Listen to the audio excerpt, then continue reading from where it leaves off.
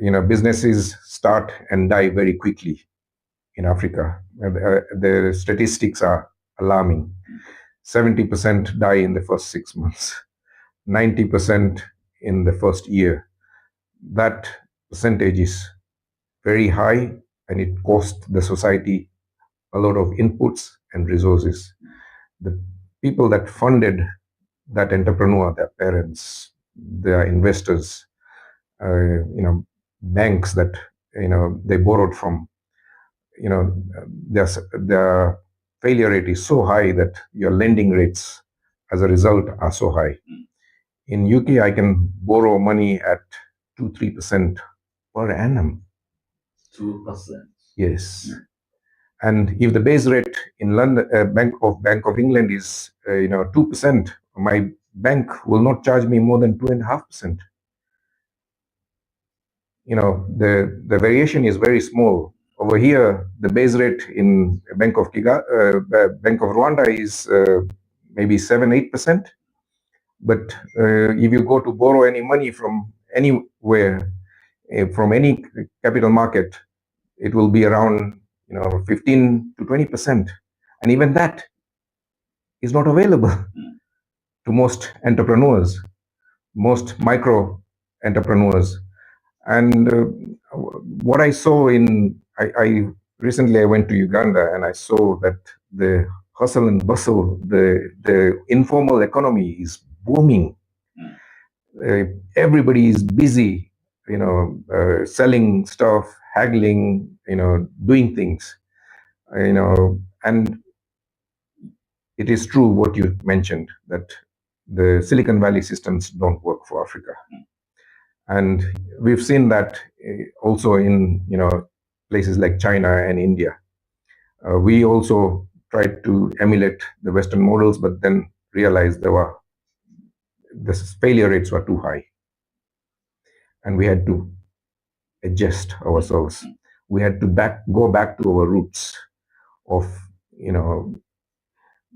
using mentorship. Somebody who has been 2 or 3 steps ahead of you. Your mentor doesn't have to be brilliant, superb. He just needs to be gone through the road a few steps ahead of you to be able to say, okay, let's say somebody starts a spectacle business. He's become an optometrist, and he will borrow money from his parents, he will borrow money from his savings, he'll borrow money from his friends and family. He'll start a shop. In the early days, he will have a lot of momentum from the friends and family and whatever. 6 months down the line, new customers will dry out, sales will dry out. He'll have litigation issues, he'll have customer issues, he'll have other issues. 5 or 6 issues all fall onto him on his lap all at one time.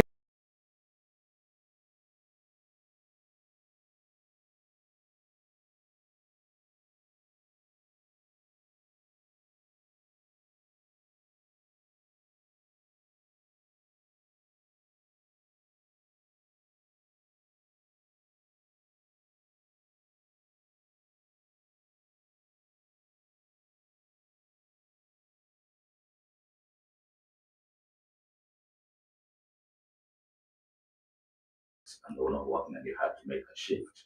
From where you stand, what is the biggest mismatch?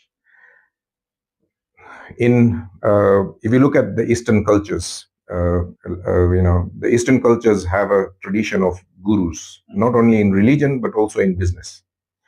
And we have family-run businesses that go generations. Like, I am a 5th generation builder.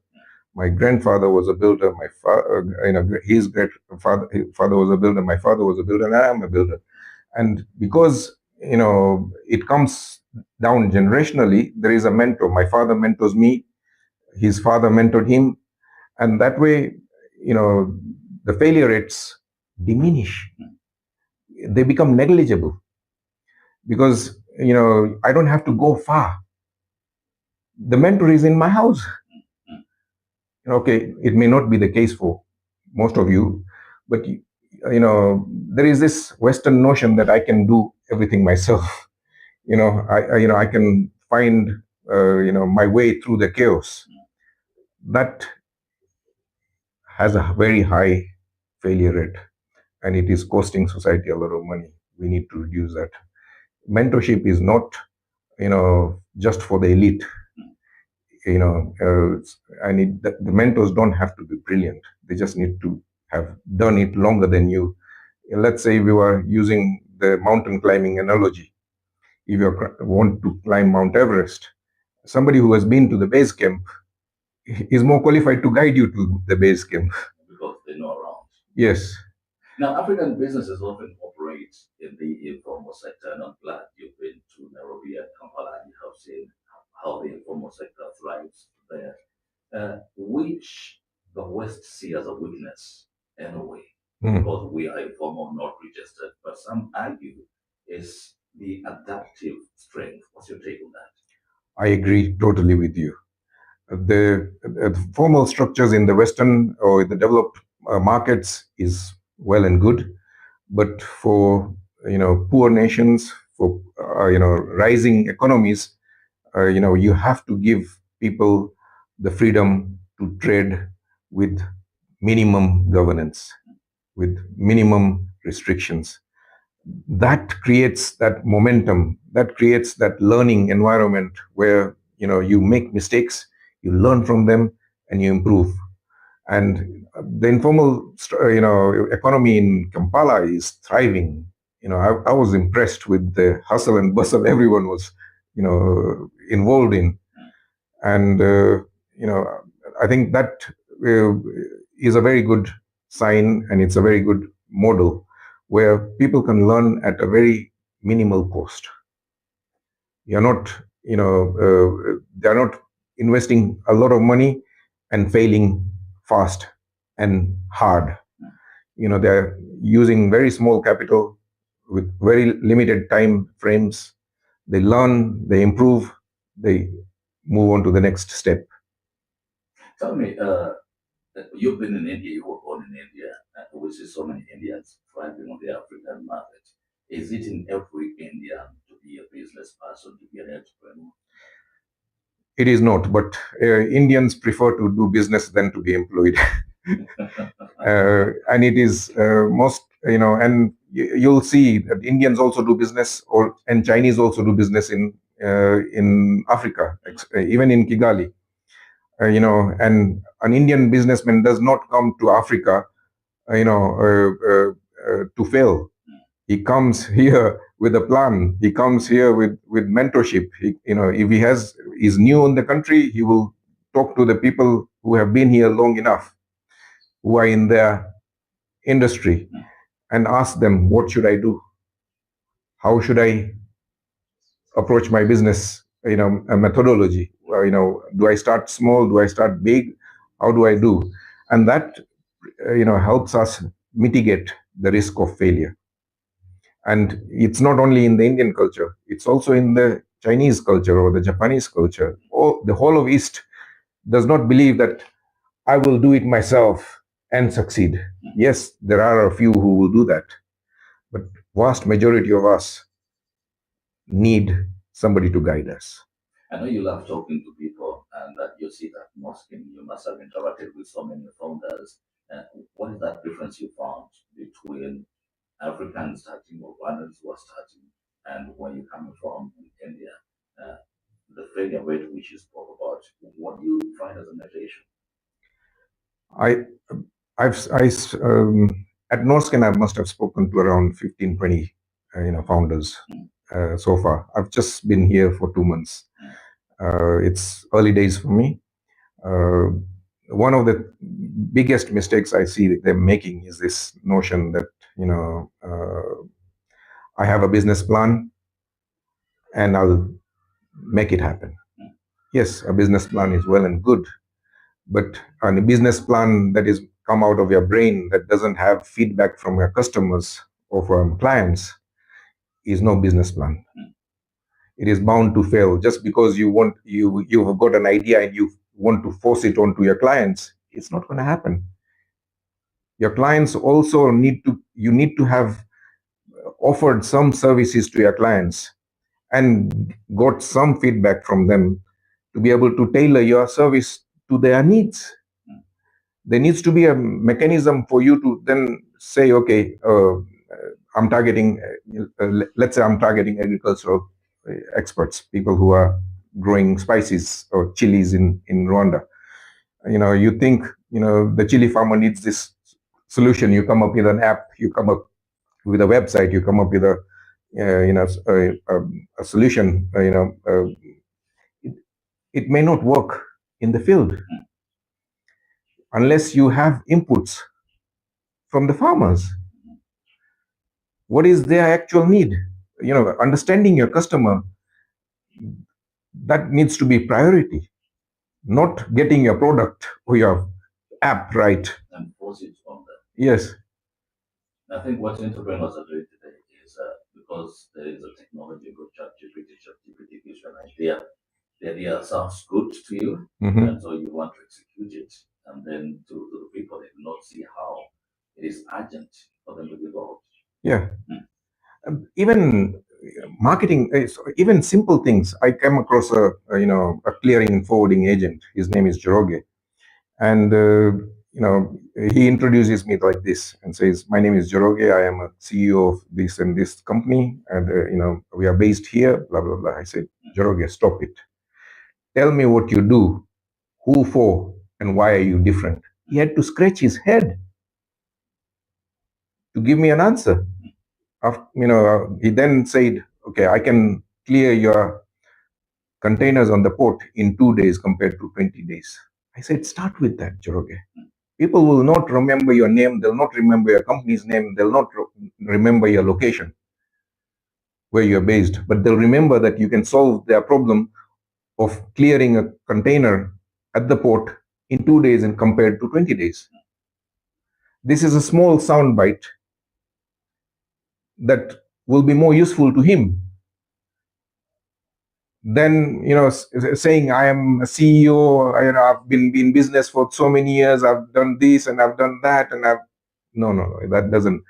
You need to identify a problem that your industry, your customers have, and the problem is that customers want their containers as soon as possible. You're giving them that solution, and you're starting with that. People will remember that. It's kept to talk this morning about 70 minutes or to 9 o'clock. We're going to take a break and then come back. I'm speaking to Harish. He is so very passionate about people succeeding doing the business. He will tell us exactly what he does in Rwanda because he says it's 2 months, which is access to capital. Capital access remains a huge, huge challenge for businesses in Africa. Now, the question is how can African entrepreneurs rethink financing beyond the traditional bank loan or the Western style venture capital? A very good question. And for every, because money is very expensive in Africa, you're talking about 15, 20%, and even that availability is limited. Even paying those prices, that you have to sweat day and night to fulfill those interest rates, it's not available to everyone. It's available. Availability is sketchy. So, for simple, I'll give you a simple example. If you are making pencils, and you don't want to be dependent on the markets, then every pencil that you make needs to have a built-in profit. So that, let's say you are saying 25% profit on every pencil. For every 4 pencils that you make, you'll be able to make 1 for free. That is a more sustainable model than relying on capital markets, relying on venture capital. If you build your profit into your product or your service, then you don't need any investment. Okay, I'm saying not all businesses can sustain it. Startups and other ventures need capital. As I said, interest rates are so high, then you need investment capital coming into venture capitals or other capitals. But again, they will all they won't want some measure of control. They would impose a mentor, to supervise your business or something. When I first started a startup in London, the funding came with a condition, and the condition was that you will have to use this business mentor to help you, in the first 6 months of your business, and that actually helped because there are many things that I was not good at. Just because you are good at, designing a software or designing a app does not make you a good marketeer, does not make you a good salesman, does not make you a good people manager. And these are all skills that you have to learn on the job. You're not going to start when you're perfect. You have to start, and be good at it, on the job. And I see a lot of youngsters say that my product needs to be perfect, my service needs to be perfect, and that they're never going to kick off, they're never going to launch, and that attitude cannot work for Africans. You spoke about price, where an entrepreneur has to create a product, and within the pricing, they have to factor in their profit. Yes. Africans are price sensitive. Sometimes, as businesses, we find ourselves having to devalue the product or the service because you want to have the momentum of customers walking in, and then they can become the testimony and attract other customers. Is that a right way to? It is, but I face this problem a lot. Every entrepreneur I've spoken to is very price conscious, and he says that his customers are price conscious. I don't agree with it. There is a misconception or a misguide over here. I've flown in Air Rwanda. Air Rwanda has business class, first class, and economy class. There are customers who are using first class and economy class. So there are people who are paying those premium prices. So not all customers are suited for you or your business. If you are targeting people with premium prices, then you will attract premium customers. And if let's say I have a colleague here who used to sell cars. He was a car salesman. Car salesman is seen as a low grade sales job. But again, he gave me this experience where a customer would come to him and say, "Oh, how much discount are you going to get?" And he would cut his commission to bare minimum or zero to please that customer to achieve that sale. At the end of the day, because the customer is able to bring them down in price, they've won, and the sale becomes a secondary subject. So they've lost interest in the sale. The haggling was the became their motive or their win. And if you engage in discounting, then you're devaluing your own service or your own product. People don't realize that there are fixed prices shops all over the world. India used to be a very bad, and it used to have a culture of haggling. It has changed. India has adapted fixed price policies. Why can't Africa do the same? Who is fixing the prices? Is that the government, private businesses, or every individual chooses to say? No, it's mostly business led. Government led initiatives. I don't like bureaucratic systems. They are very inefficient. The government should not get into the business of business. They should remain in the business of governance. I don't like governments getting into business through parastatals or any other mechanism. They should govern well, and Rwanda is very well governed. It is visible in the road infrastructure, in the internet and the electricity availability. It is the mobility, ease of mobility. Everyone who comes here gets a 30-day visa, no questions asked, and no fees required. Registering a business is free of cost, and it happens in a day. These are great, visible signs of good governance. That's what they should focus on, not on fixing prices. Okay, there are some commodities that are necessary for survival. Those things, yes, but like transport and electricity. it is quite, transport is relatively cheap, and so is electricity in Rwanda. I come from London, and London has the highest electricity price in the West.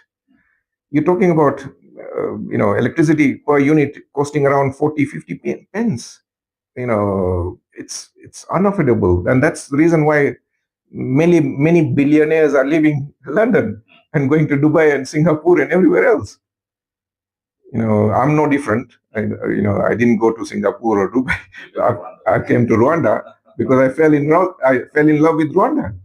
I came here for 5 days and decided that I'll establish a business over here.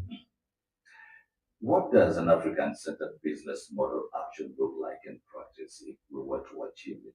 There is the Indian way of doing things, there is the Western way of doing things, there is the Arab way of doing things. What would an African-centered business model look like in practice? Any examples from Rwanda or the government that have inspired you? Yeah, I think, in the electric mobility, the model that Amazon and Espiro have adapted, I like the Espiro model far greater than any other model that is available in Kigali, and it is mainly because to reduce the barrier to entry, he has eliminated the cost of the battery. He is taking on the responsibility of the battery and the charging infrastructure, and leasing it out.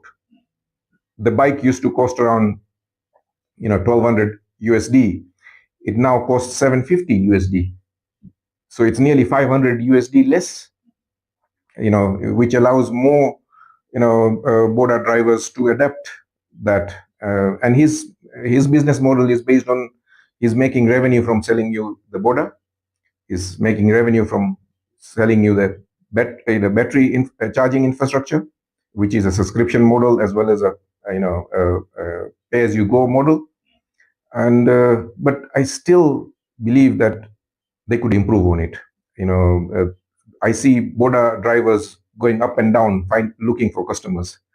This, door to door, everybody has a mobile phone. What we do in Uber in London, it's a door to door service. I press a button on my phone, and Uber knows exactly where I am. The vehicle comes, picks me up, and drops me, at my destination. That, you know the the electric bikes have a modem. They have a GPS on the batteries. They may also have a GPS on the bike, and some drivers already have a GPS on their mobile phone. So it's easy to connect the customer, and that could be another revenue model for the electric bikes. Where the driver doesn't have to look for the customer finds the driver through their phone. Interesting. Harish, because of time, allow me to just drive you into something that you're doing. So you came from London to Rwanda, 2 days, 6 days. You're saying, I think I need to start a business here. What kind of business really interested you to start in Rwanda and why? It's mostly around how to help businesses grow. I've seen that what helps you grow to 100,000 USD is not going to help you to reach a million USD. You have to have a different operating system, and what has worked for you for 100K is not going to work for a million K, a million USD, and most African entrepreneurs get stuck at this imaginary ceilings, or if they reach 100,000, they don't know what to do, and that's a problem that is pandemic on the continent. That's why you see Indian and Chinese entrepreneurs coming here and thriving. It's because your local entrepreneurs are not growing, fast enough or big enough, and that's a problem that I'm trying to solve. And also, provide mentoring so that the infant mortality rate of business is reduced. Because even if the entrepreneur doesn't appreciate me, the investors and their parents who invested in that entrepreneur will bless me. So where you sitting in Kigali, you open up an office, where you sitting and where do people find you for this kind of Yeah, I'm based in Norsken, Kigali. It's downtown. It's a big startup hub, and uh, I'm marketing myself and sharing a lot of my content online, so on YouTube, Instagram, LinkedIn. Uh, it's not hard to find me. Just remember the name. what's the name of the channel? Yeah, it's B2A Systems. B2A Systems. Yeah. Interesting. Look out for B2A Systems on Instagram, on X, and on YouTube, and you'll find out what Harish is doing in mentoring entrepreneurs around one. I'd like to appreciate you so much, Harish, for making the time to be here today. I know it's our first episode, and I'm looking forward to so many other episodes in the future where we create engaging content for entrepreneurs in Rwanda and beyond. And it was a pleasure for me as well, Jose. Thank you.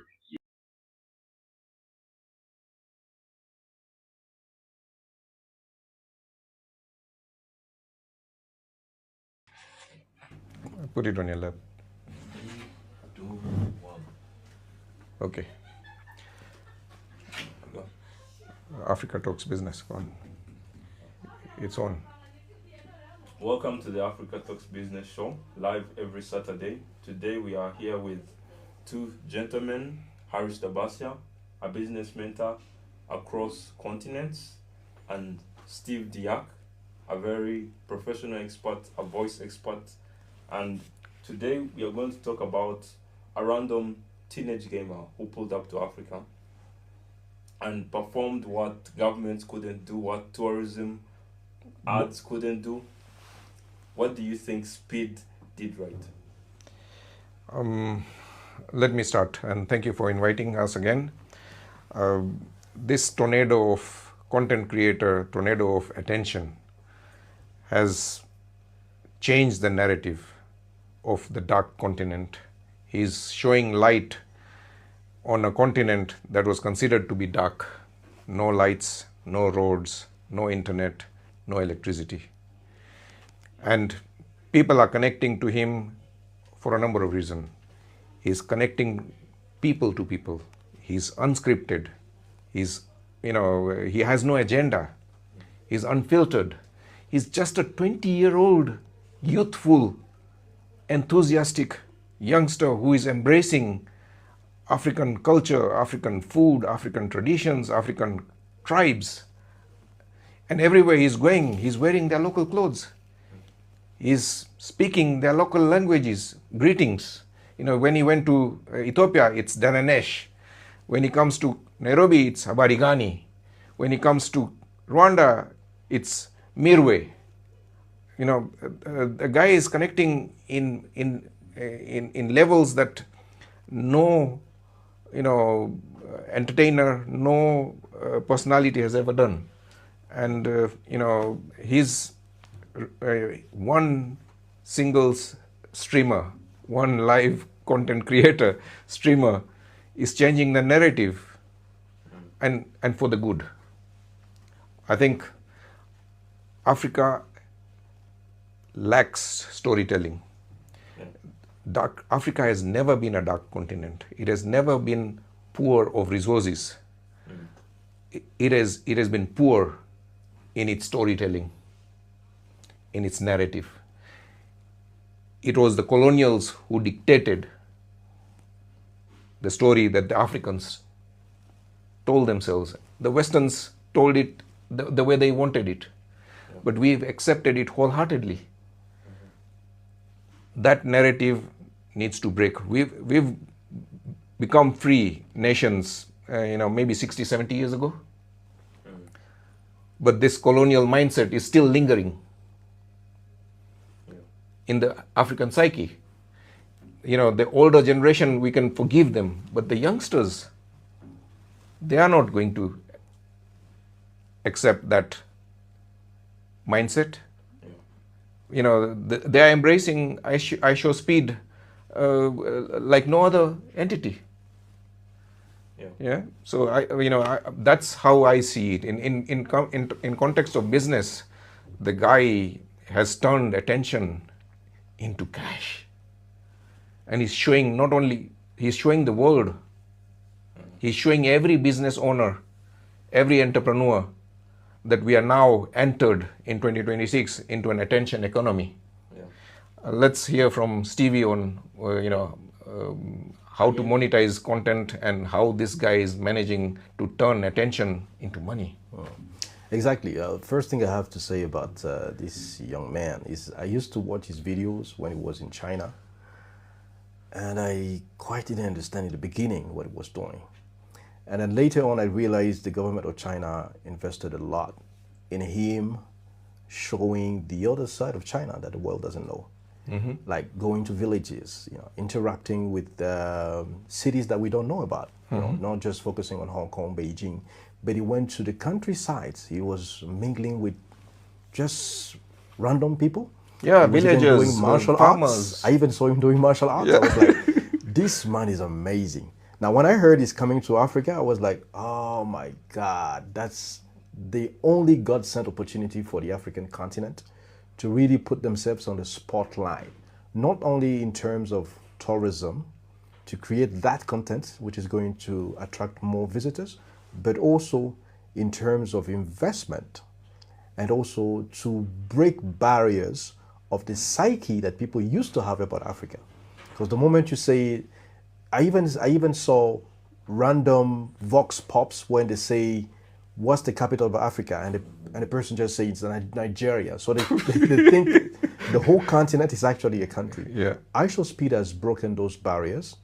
iShowSpeed has shown that Africa has a huge potential, beautiful places to see. And ever since he came to Africa, I've seen more, especially Black Americans from the diaspora, visiting, especially the countries that he has been to. So it's like he has opened the doors. Now, coming to a content creation perspective, I think iShowSpeed is a wake-up call to African content creators to wake up and realize that we have a potential on the continent. We as Africans, no matter the nation, even a nation which is known as a so-called poor country, it shows that we can tap into our natural resources to really display the good side of Africa, what we have. Now, coming to the monetization aspect of that, I think this is the time for people dealing in the tourism industry, hotels, restaurants, cultural aspects, people who market the cultural side of Africa, to really tap into that opportunity to portray, to promote their businesses, and also to monetize. And why not to create content and to monetize that content also for that sort. That's what I can say about this man. My conclusion is that this is just a God-sent angel, no matter the age, and the guy has really done a lot for us. Okay, let's talk about the elephant in the room, the dark continent narrative. Right? Where did it come from, and why is it there? I was surprised whenever I go to India. You come from Africa, and how come you're not dark? The Indians are telling me, people in Africa, the notion is that people in Africa, the Africa continent is so hot, that's why you Africans are dark. And I tell them that, the temperature in Nairobi is, on average between 20 and 30. Exactly. Oh, that's AC temperature. Exactly. In India. Yeah. And then why are you not, and why are the black people dark?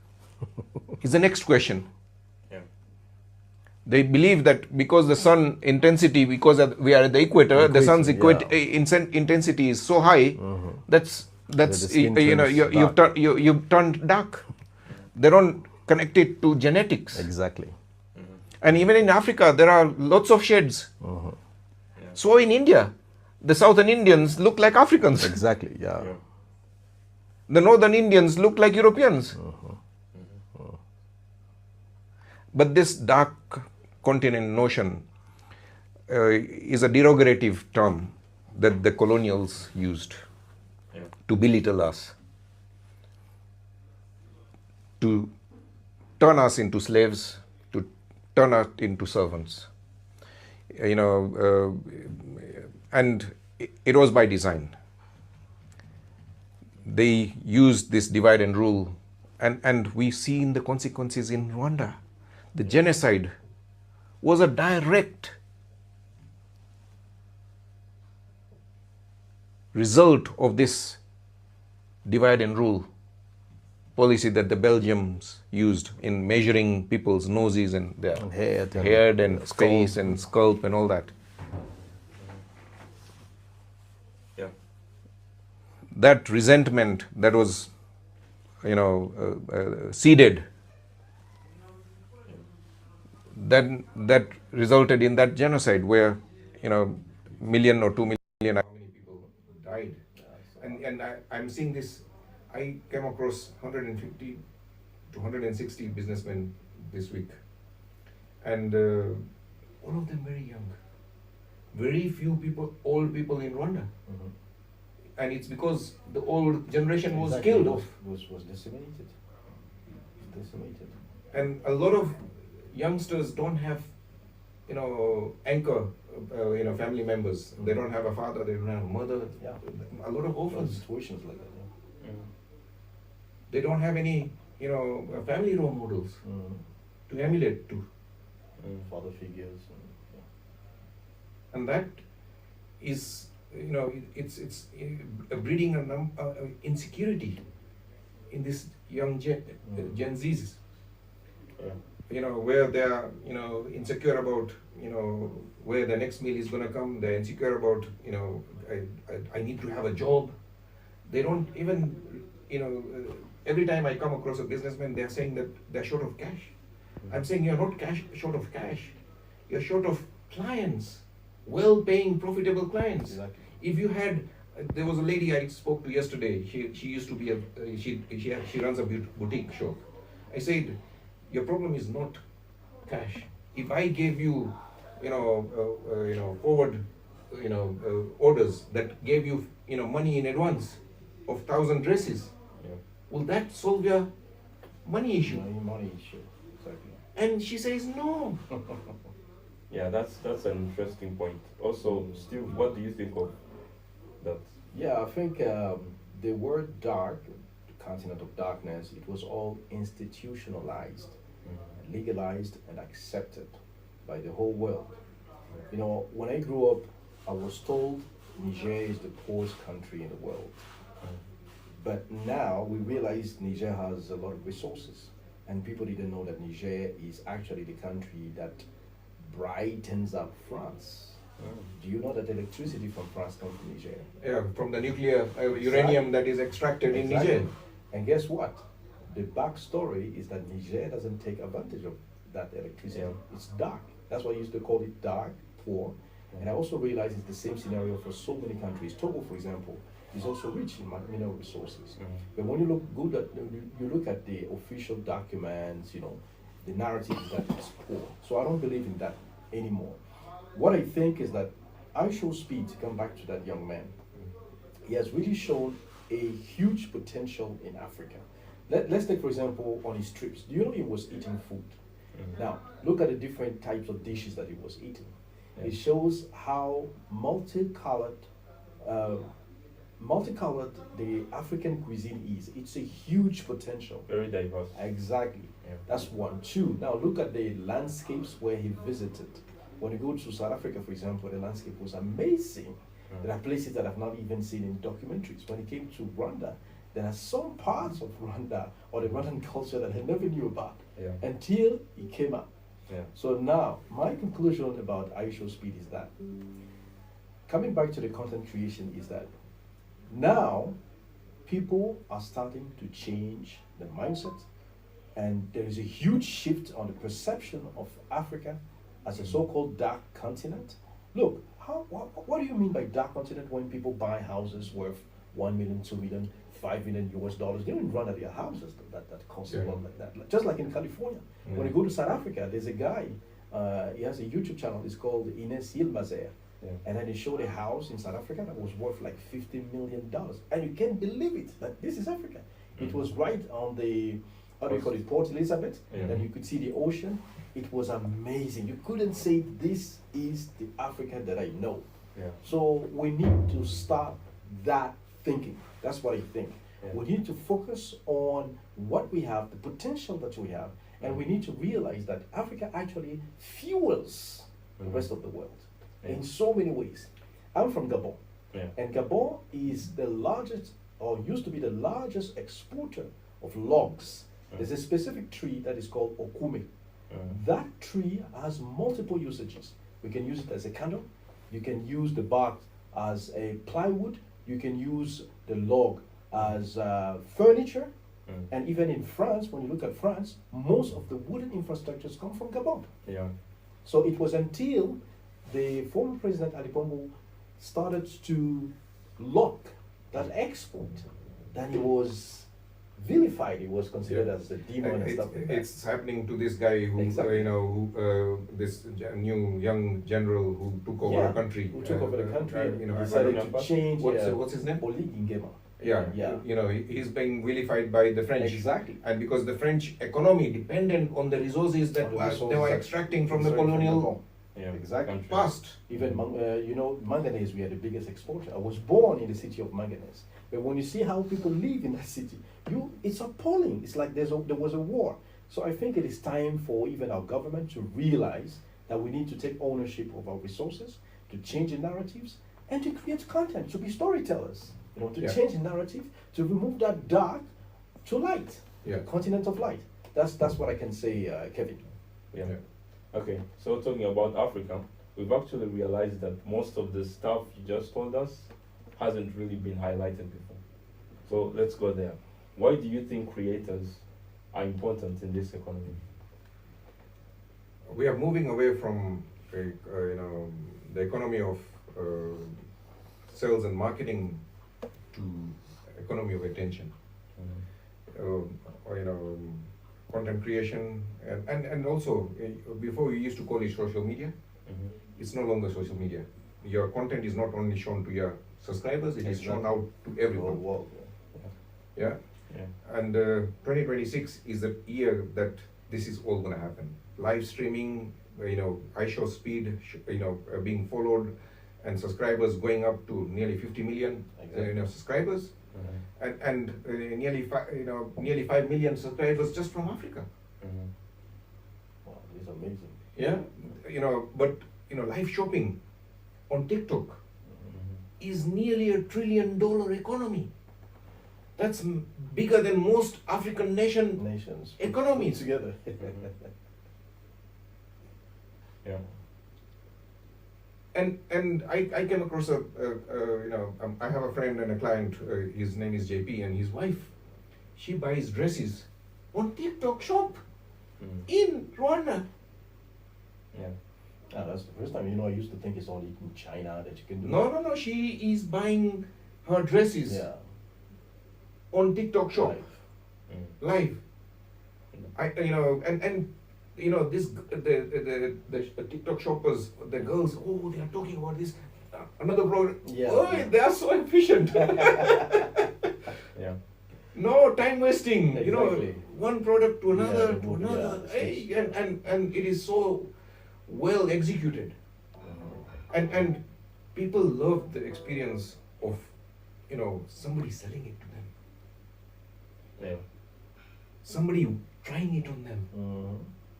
Oh, this They color. can relate, to the person trying. And that's encouraging additional sales. Yeah. It's encouraging a new economy that never existed. Yeah. And this is just the beginning. Yeah. What has happened with bricks and mortar stores? Them online retailers are beating them hands down. Yeah. You go to London, all the high streets, 30% of the shops are empty Why? because the retail industry has collapsed Taken because of Amazon. A huge warehouses. Online shopping. Yeah, Yes. huge warehouses. Yeah.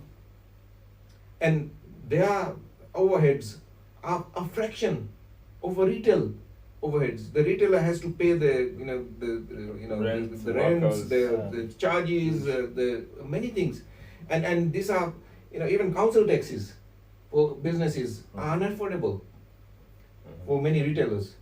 These guys are in the farm somewhere, huge warehouses with huge logistics capacities, and they deliberately put it in Milton Keynes because it is center of England, Mm.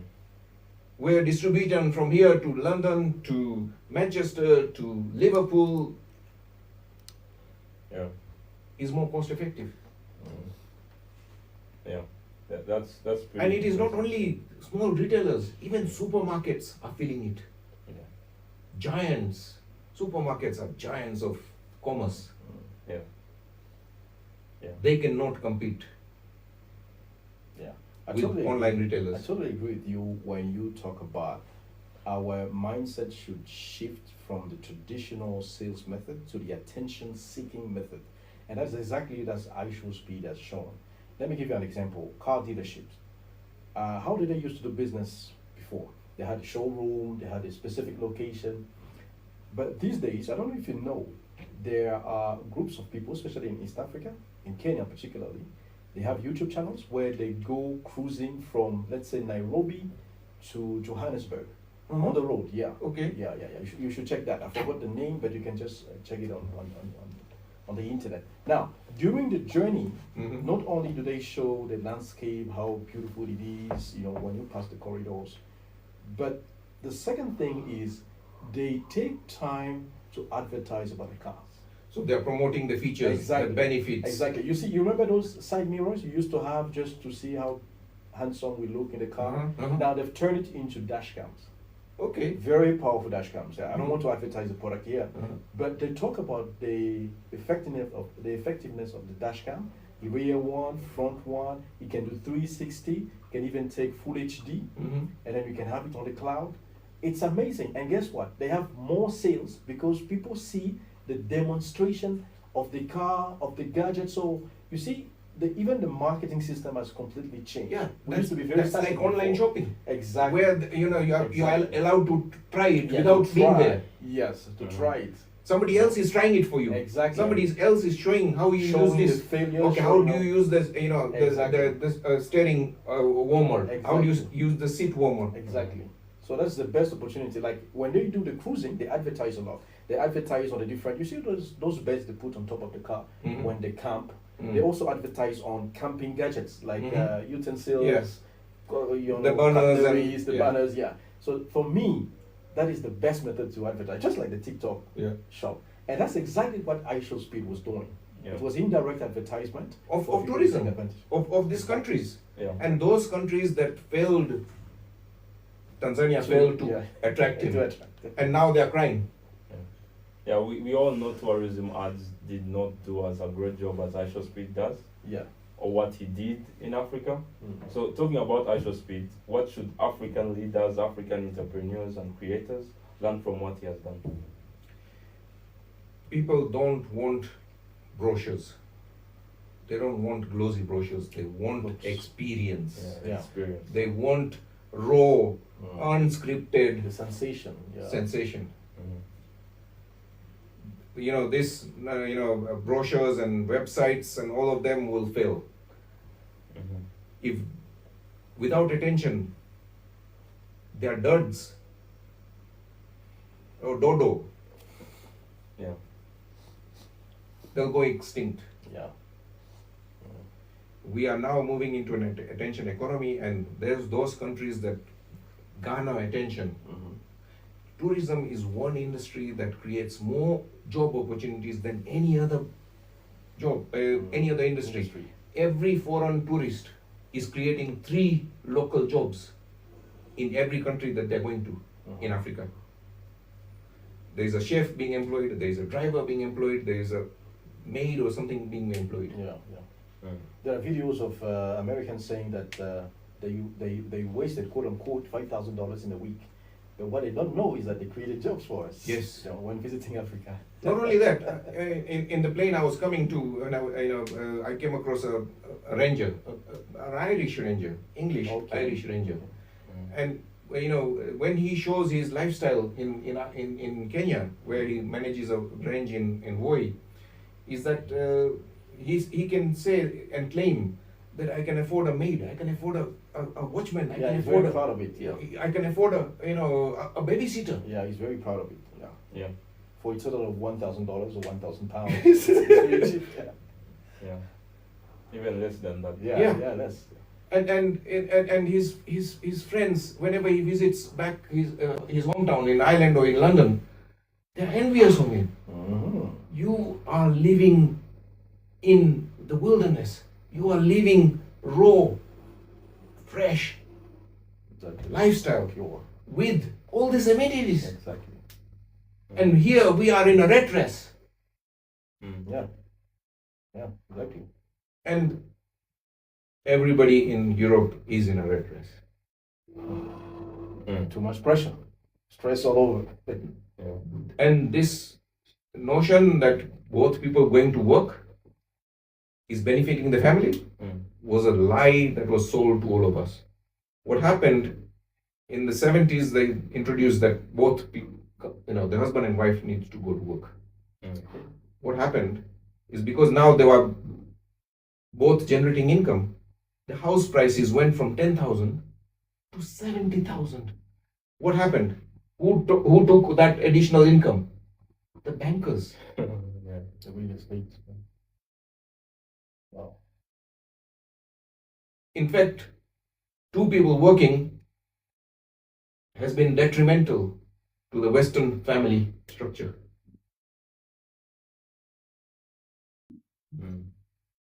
There is no one doing babysitting, no one rearing their kids, no one cooking, and all the responsibilities are falling onto the governments. It is the government's duty to educate my child. It is the government's duty to cure my child, provide health care, provide education, and provide a job. These socialist values are unsustainable. Yeah. And the world did this on a population scale in the communist era, where China and Russia, even though they had machinery and they had tractors, they gave everybody a djembe and made everybody a peasant, and everyone went hungry. Just by throwing more labor at a problem without innovation does not increase productivity. In fact, it decreased it. It caused more increased productivity. In fact, more fatalities. It killed more people. These two stupidities killed more people than the two world wars put together. Yeah. Wow. Going back to the creator That's economy, that's why do you think creators have now more influence than institutions? It's mainly they are leveraging technology to reach to millions. I Show Speed, when he started, he was only having 2-3 viewers. Yeah.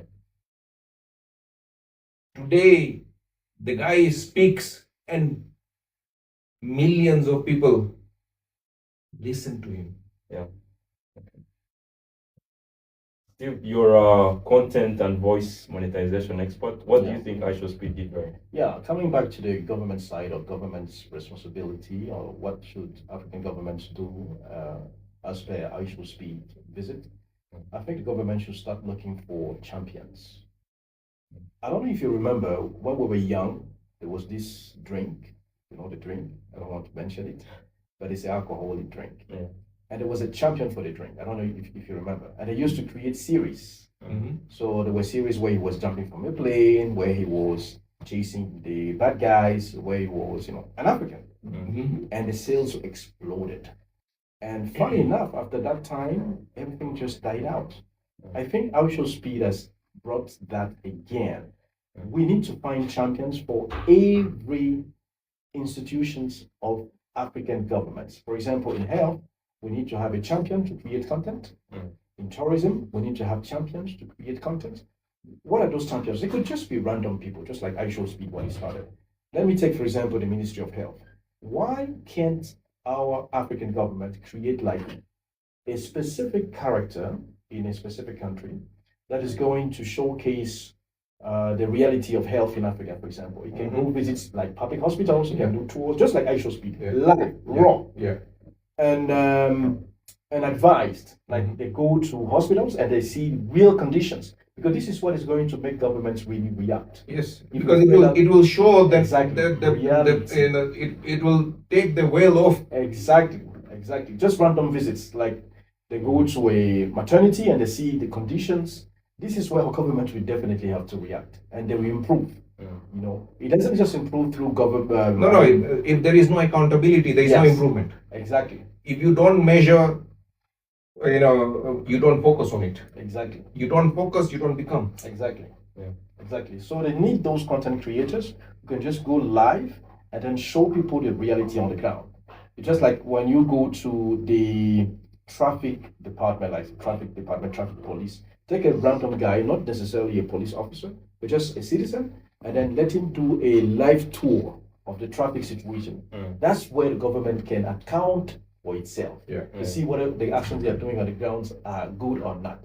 So I think this is one side that I can take as a lesson from iShow Speed. We need to create more champions for content creation in order to improve the government and to have better accountability. Not only that, but also show off what you have. Exactly. No, if you don't tell the story, the dark continent story will stick. Exactly. You have to erase it from people's minds, from people's psyches, from people's narratives. If you don't write your story, the world will pest whatever they want to pest. You know, there's a lady in Uganda. Her content is about those African huts, because this is the image we have. But guess what? She is showing why we built it like that. It was for natural air condition. It was to avoid heat at night. This goes all the way Sudan, everywhere. So that mud hut, it was actually how can I say, climate friendly. Yes. Ergonomic. Exactly. It was economic. It was very cheap for us, and it was even able to sustain rainfalls and stuff like that. So she has twisted the story. Because it used to be a mockery. It is a sign of resilience. Exactly. It's engineered. Yes. It didn't happen by fluke. It's like the Noscan house. Yes. You know, it is covered in clay tiles. I've seen deliberately, because to minimize some the light and heat, so that this house does not require AC. And they've done the same thing with living plants in the new building. So it's not only controlling heat and light, but also generating oxygen and bringing beauty. Exactly. So you guys have highlighted that creator economy's influence on tourism and countries' problems. Governance, accountability, there's a lot. There's a lot. But before all that, we have an issue of citizens, youth who cannot create because they think they have to qualify for some platform eligibility requirements, and they fall into that trap of like, I have to either reach 1,000 subscribers or some number that I can monetize. What do you think? I think Stevie is the best person to answer for that. That's just a flat, or should I say a fat line. The only thing anybody needs is just a mobile phone. As long as you have a camera which takes color, even if it's not full HD, if it's just a normal phone, you just need a phone. That's all. You need a phone and you need yourself. Like you said, content creation is not something that has to be scripted. When iShow Speed came, there was nothing scripted. It was just raw. It was natural. So if you don't start the first step today, and that's what I always say in my videos, if you don't start the very first step today, you will never make it. And guess what? It is not only for Gen Zs. I'm 44 years old. I'm not a Gen Z. I am 54. There we go. We create content for business. You do Yes, that for yes. business. I also do that for business. I'm into the field of conference interpreting. So my content on my other channel, which is called Conference Interpreting in Africa, seeks to educate not only interpreters, aspiring interpreters, but also clients on the conditions on how we work. And that's why my videos, I realize them, I shoot them within the book. That's the working conditions for people to understand. So stop finding an excuse like, oh, I'm too old, I can't do that, I can't create. I told you this week I had two businessmen, they are into shipping and clearing in Rwanda. And they are like, Steve, you know what? We realize our sales have gone down and our clients have gone down. And I asked them, what do you think is the problem? You know what he told me? They are not visible enough on social media. True. Can you imagine? Yes. So So businessmen are realizing that visibility is an important thing. absolutely. So I told them to create at least a YouTube channel where they are going to give information for free about clearing, shipping in Africa, Yeah. customs clearance. Yeah. So they should make it sound like they are educating. Yes. If possible, they can also invite an authority, maybe the customs representatives or maybe shippers union. Yeah. So this is going to give them credibility and it's going to generate sales because Yeah, it people is will going to go- make them the authority absolutely on the like subject. the go-to for the industry. Yeah. And they were shocked. They were like, I thought it was for kids. I said, no, don't think social media is for children. Everybody needs social media. Trump has social media. Of course. There you go. Yeah, and that was one of his reasons for being re-elected again. Ooh. Social media. Because what Hillary Clinton did, she talked about herself. Oh, yeah. And what Trump did is he talked about the pain of his Of citizens. his citizens. Yeah. So the narrative changed. So it made it. Even though she was better candidate in every Oh, context yeah, she was a contestant. Yeah. than Trump. Trump got elected because of his messaging. Yeah. He focused on the pains of his voters, Mm. not himself. On like Hillary Clinton did. I will solve this. I will do this. No. You enable your citizens Mhm. to deal with their problems. Exactly. Empathize with them. Mhm. Connect with them. Yeah. That's what this guy youngster is doing. He's connecting with local African, youths, Random, talent, not random. random Even stars. sometimes, he came next to our, Norscan house, and on the street he didn't have anyone there, so he's grabbing people from the streets. Yeah. He is amazing. Yeah. He's grabbing people, off the street and saying, midway and all Yeah. these things. You know the status quo? It used to be like we invite a football player, a world champion, or maybe a Influencers, star. so-called influencers. Absolutely, yeah. Yeah. Yeah. And influencer economy also is diminishing. Mhm. It's like the brick and mortar stores. Exactly. Okay, talking about that, why do you think content that is edited is performing poorly than natural content that requires connection? Okay, when I went to learn public speaking from my guru Andy Harrington, he had a cameraman, and the cameraman just used an iPhone. I asked, he's an Indian, young, talented cameraman. I asked him, why are you using, you have access to such, good equipment. Why are you using just a small phone? And he says, Harish, it is deliberate.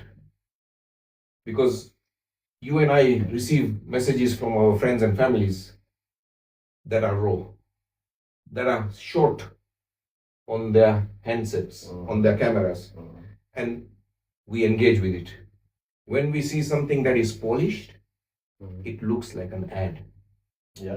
And today, all I have to do is scroll. Yeah. Exactly. Because it's polished, it's an ad, somebody is trying to sell to me. Mm. We don't like to be sold to. We like buying things. I bought these shoes, I bought this shop, I just bought these things. But when I say, buy this Buy now, this one. Yeah. we shut off. Yeah, that is true. Yeah, we all like to buy things, but we don't like to be sold to. Mm. And now this this new media is allowing us to, sell in a way that is not salesy.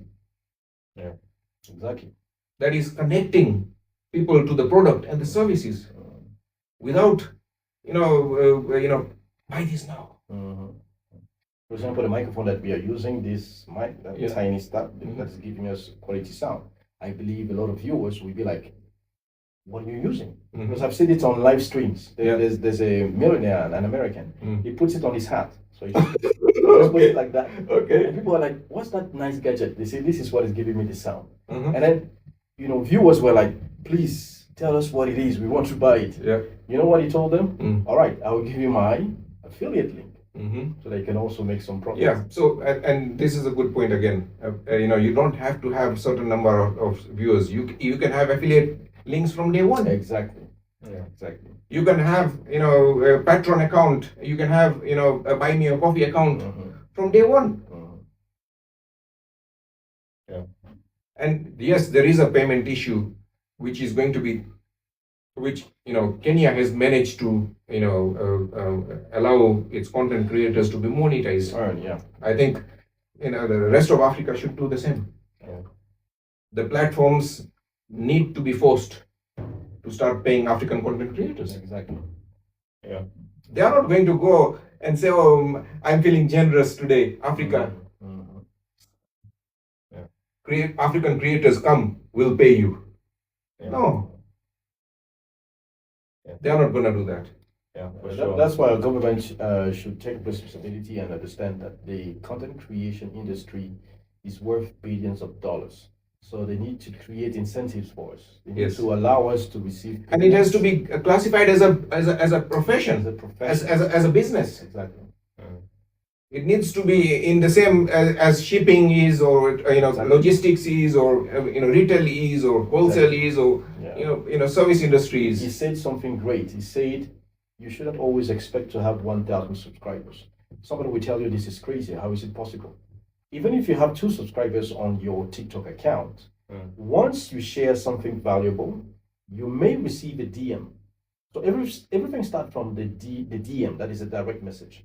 So on the DM, that's where you have to add whatever service or product that you have, like your booking, like your how do we call it? Buy me a coffee if somebody wants to support you, or like your one-on-one sessions. Yeah. Exactly. That's where people can. That's where you can start monetizing as early as possible. Yeah. So stop that mindset of having 10,000, 20,000. If this is what you expect, my brother, my sister, you might spend like 5-10 years, and you would end up just giving up and say this is not for you. Okay, the burnout rate in YouTuber industry or the content creation industry is alarming. The infant mortality rate is more than 99%. 99% of the content creators don't last 3 months. Exactly. Yeah. And it is mainly, and they've invested so much in their equipment. They've bought very expensive camera. They've bought expensive, mics. They've bought everything to look glamorous. And it is it's disadvantaging them. Because they are seen as salespeople. Yeah. Too salesy. When I create, I do voiceover projects with clients. Sometimes I ask them permission to shoot the entire scene just to show them raw what I do on voiceovers. So sometimes I record myself. Guess what? I not only have a studio back in my office, but I also have a studio at home. And my home studio, let me tell you, is just as natural as possible. Guess what? Sometimes my dog even just slides in. Whilst I'm recording. You see, it makes it sound relatable. Yeah. And somebody's like, I want to do the same thing, Stevie. Please help me. That's what I start helping, because they've seen how simple and realistic, raw, whatever I have is one of our videos that is doing so well is called Why Rwanda. And it's a conversation between 2 Indians talking about Rwanda. And in between, one of my cameramen starts coughing. He goes out. Another cameraman comes, and we didn't edit it out. Yeah. We deliberately kept it, and it has the highest engagement. the highest, messages and responses and everything. What do you think what explains it? Is it because it's just laid back, natural? It is, yeah, because people are tired of scripted, a narrative, fixed narrative, boxed narrative, ideas, and we are learning a number of things that there are a number of things that we need to stop cutting out.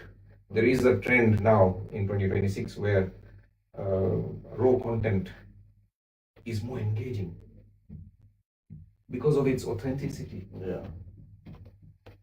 And not AI. Not AI Yeah. And there is this fear that AI is going to take over. I study technological revolutions, and every technological revolution has created more jobs than it has destroyed. Just take the hose and cart industry. When we moved from the hose and cart industry, for thousands of years we've been using hose and cart for transportation, for people and goods. Then the first car came out. First car was a 10 horsepower. Even an emperor at that time could not imagine having a chariot with 10 horses. Yeah. And today you and I are driving 300 horsepower bangers that we can buy them for dirt cheap. Yeah, the car has created the cities and towns and roads, and everything is car centric. The size of the road being 13 meters is specific for a car. The old roads in London, 9-meter roads, you can't have parked cars and exactly cars crossing each other. Yeah, and as we come to our conclusion of this live, I want to ask you both one question. What did, in one sentence, you can answer it in one sentence. Okay. What did iShowSpeed really do right, and how can business owners apply it in their own businesses? Connect with your audience, connect with your customers, connect with your suppliers. Connections are your greatest asset as a businessman. At human level, at tradition level, at food level, at language level. Yeah, I think that's the same. It's connection creates relatability. So it makes you relate to your audience, and it makes you naturally gain attention and audience. So stay truthful to yourself. Stay raw. Stay natural. Stay honest, and you will see your sales will increase, your views will increase, and you make more sales and you sell more products as well. Okay. Thank you, Mr. Harish, Mr. Steve, for showing up for today's live. This was Africa Talks Business Show, live every Saturday. I want to remind you that you have to like the live and subscribe to the channels so that you can be notified the next time they are live. Join us every Saturday, 11 a.m. East African time. Thank you for watching. It's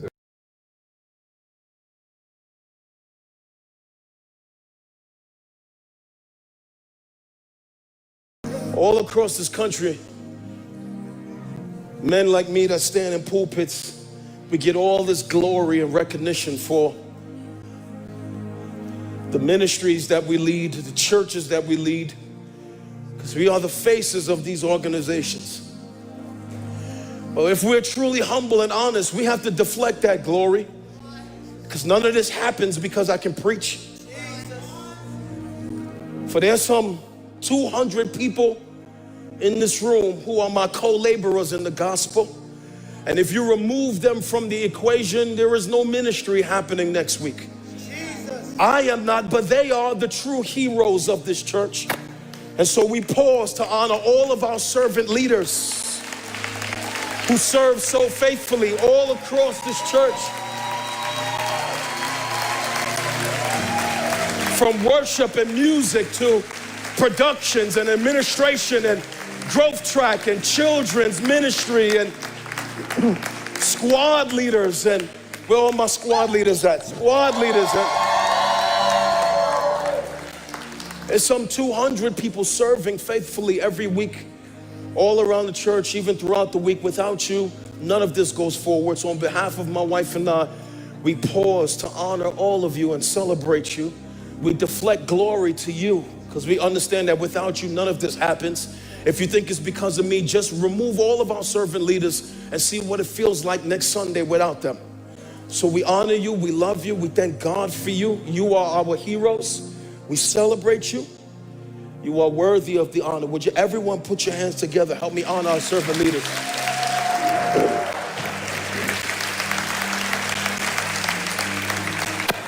I want to give a special shout out to two very special people in the house, two ladies. One of them I've known for almost 20 years. She's my sister, one of my closest female friends, has been there for me through thick and thin, been rocking for a long time. I call her Capone. Her name is Tony Jefferson. Would y'all help me honor my sister in the faith?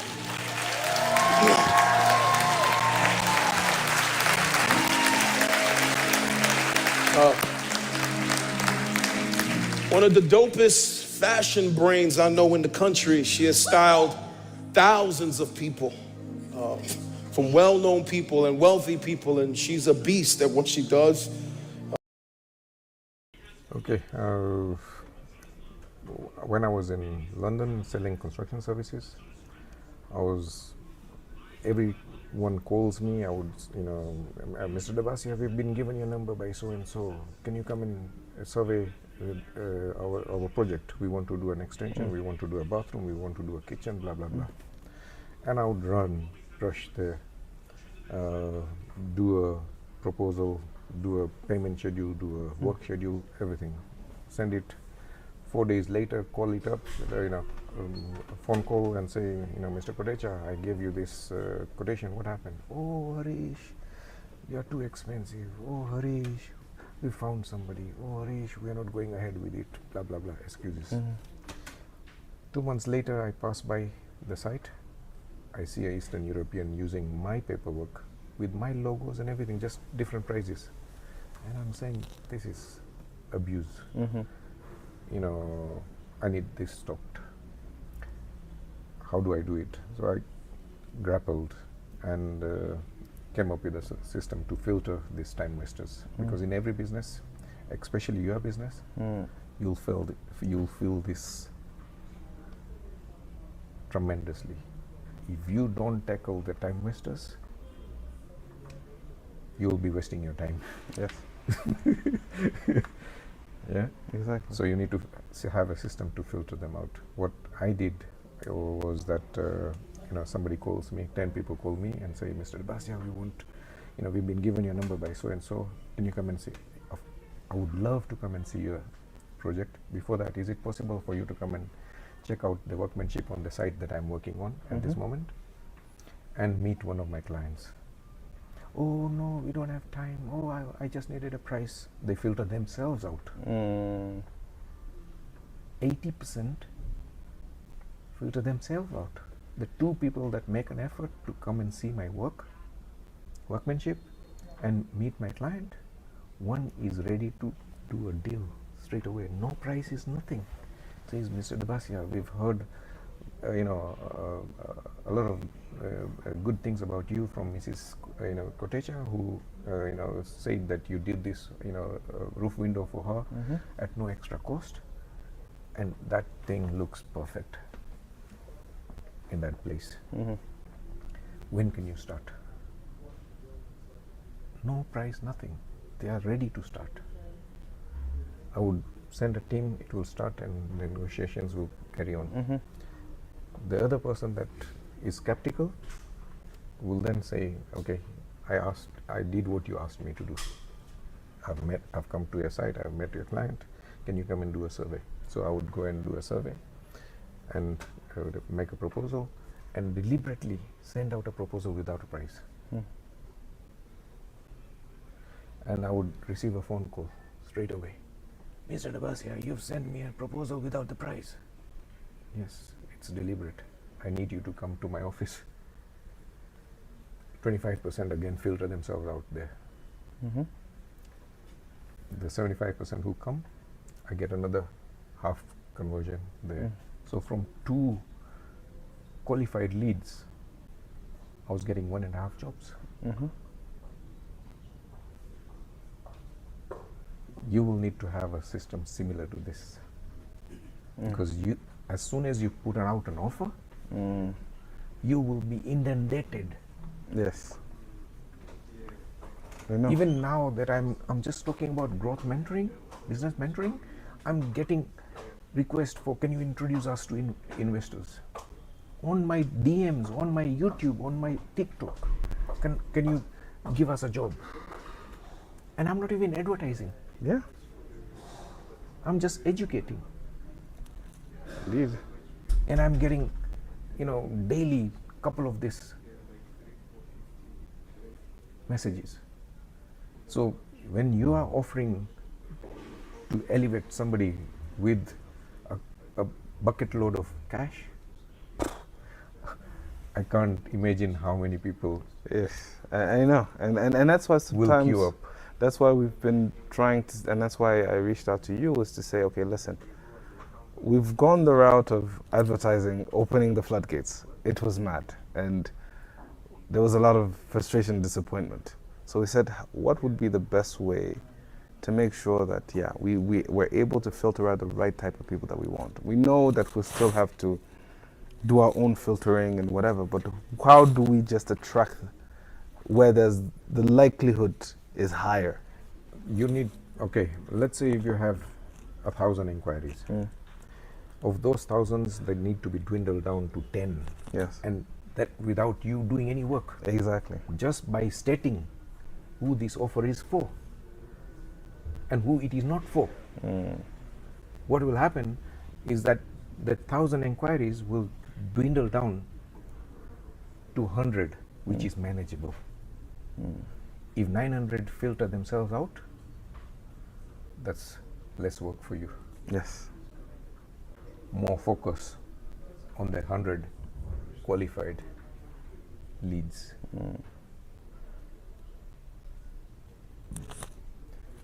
Sure. Because it is in the, and there is another thing that is, you could do a score app. You ask 10-15 qualifying questions, and from that, the answers, we can do you a score of which is the most likely candidate you should talk to.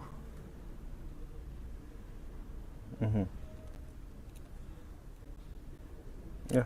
And that again is another filter, but you have to introduce resistance. Yes. The right amount of friction. Yes. It should not be open to all. Tom, Dick, and Harry. Yes. Yeah. Yeah. If it is open to all Tom, Dick, and Harry, you'll be a headless chicken, Yes, true. and nobody will be satisfied with the whole event. Neither you, neither the applicants. Exactly. So you need to. There are two ways of doing this. We can help you structure it, and also the message, the ad also needs to be not that we are open for investments. No, we are open for investments for only this people, not this. Yes. That needs to be clearly stated, Okay. and that will, that will do maybe 50% of the work, and then the score app will do the other 90% of the work, and that will help you attract the right audience, Okay. the right inquiries, and Okay. and this needs to happen with anything that you're offering.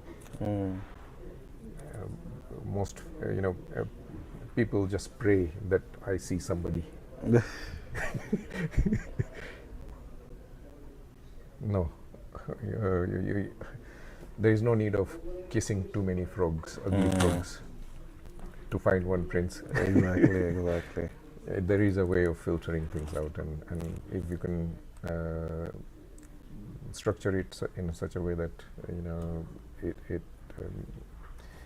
it does the job, then it will make your task of finding the right talent, the right companies, far more easier. Okay. Yeah, and okay, tell the audience what you do. So what I do is I work for. We've set up a venture studio in Rwanda, but which serves the African continent. And what we do is we look for high growth potential firms that have traction.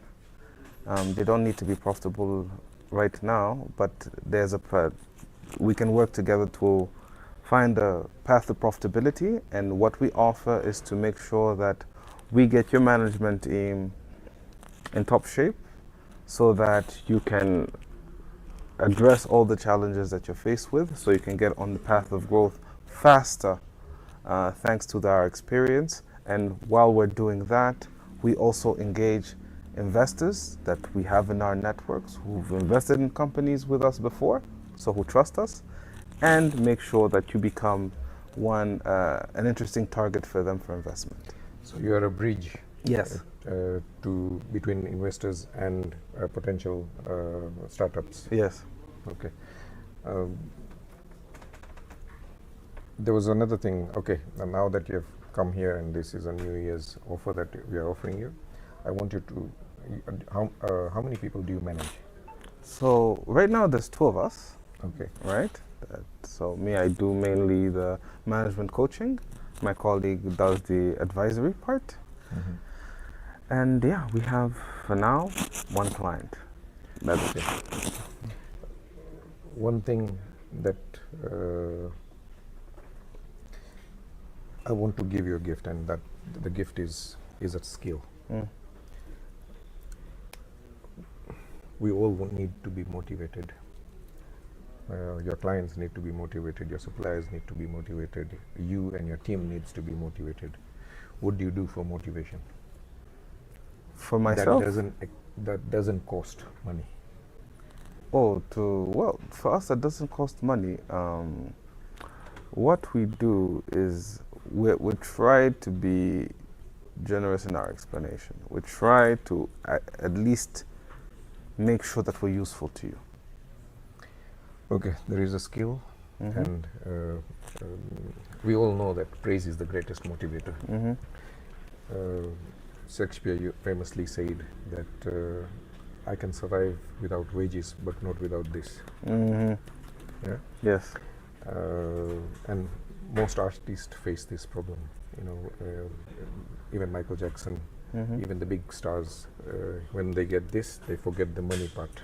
And that's why they have to have money managers. And if I was to praise, sorry, I didn't get your name. Emile. If I was to praise Emile for being a good listener, the evaluative way that 99% of the world does it badly goes like this. And that, I would say, is a bad style. It goes, Emile, I've enjoyed talking to you. You're a brilliant, super, fantastic listener. That ends there. The more effective one is called directional praise. And this is how it would go. Emile, you've maintained eye contact with me. You've been brave enough to allow us to record you. You've asked me probing questions. You've explained your pain points clearly, concisely. That shows me you're a good listener. So, of the two praises, which one did you like? The second one. Why? More contextual. It's evidence-based. Yes. Contextual, evidence-based. I've just told you what I want you to do more of. And instinctively, we are designed to please. If somebody tells you what pleases them, you are more like, the likelihood of you doing it has gone up by 1,000%. You just have to notice and mention the things that they are doing right. Catch them doing it right, they'll do more of it. The stupidest mistake people in power and authority do is they take out the cane too early. How many times have I told you? Why don't you listen? You're stupid. You're lazy. You come late. Blah, blah, blah. The intention is what? The person barking these instructions, what is his intention? It was the behavior to change. But does it help? No. Why? because he's just relieving his himself. He's just unloading his emotions on the person. Because there is a clash of egos. Yeah. What happens is that Emil is on his tornado. Let me bear with it now. It will pass in 5 minutes. I'll get on with what I was doing anyway. So the intention to improve that person has failed miserably.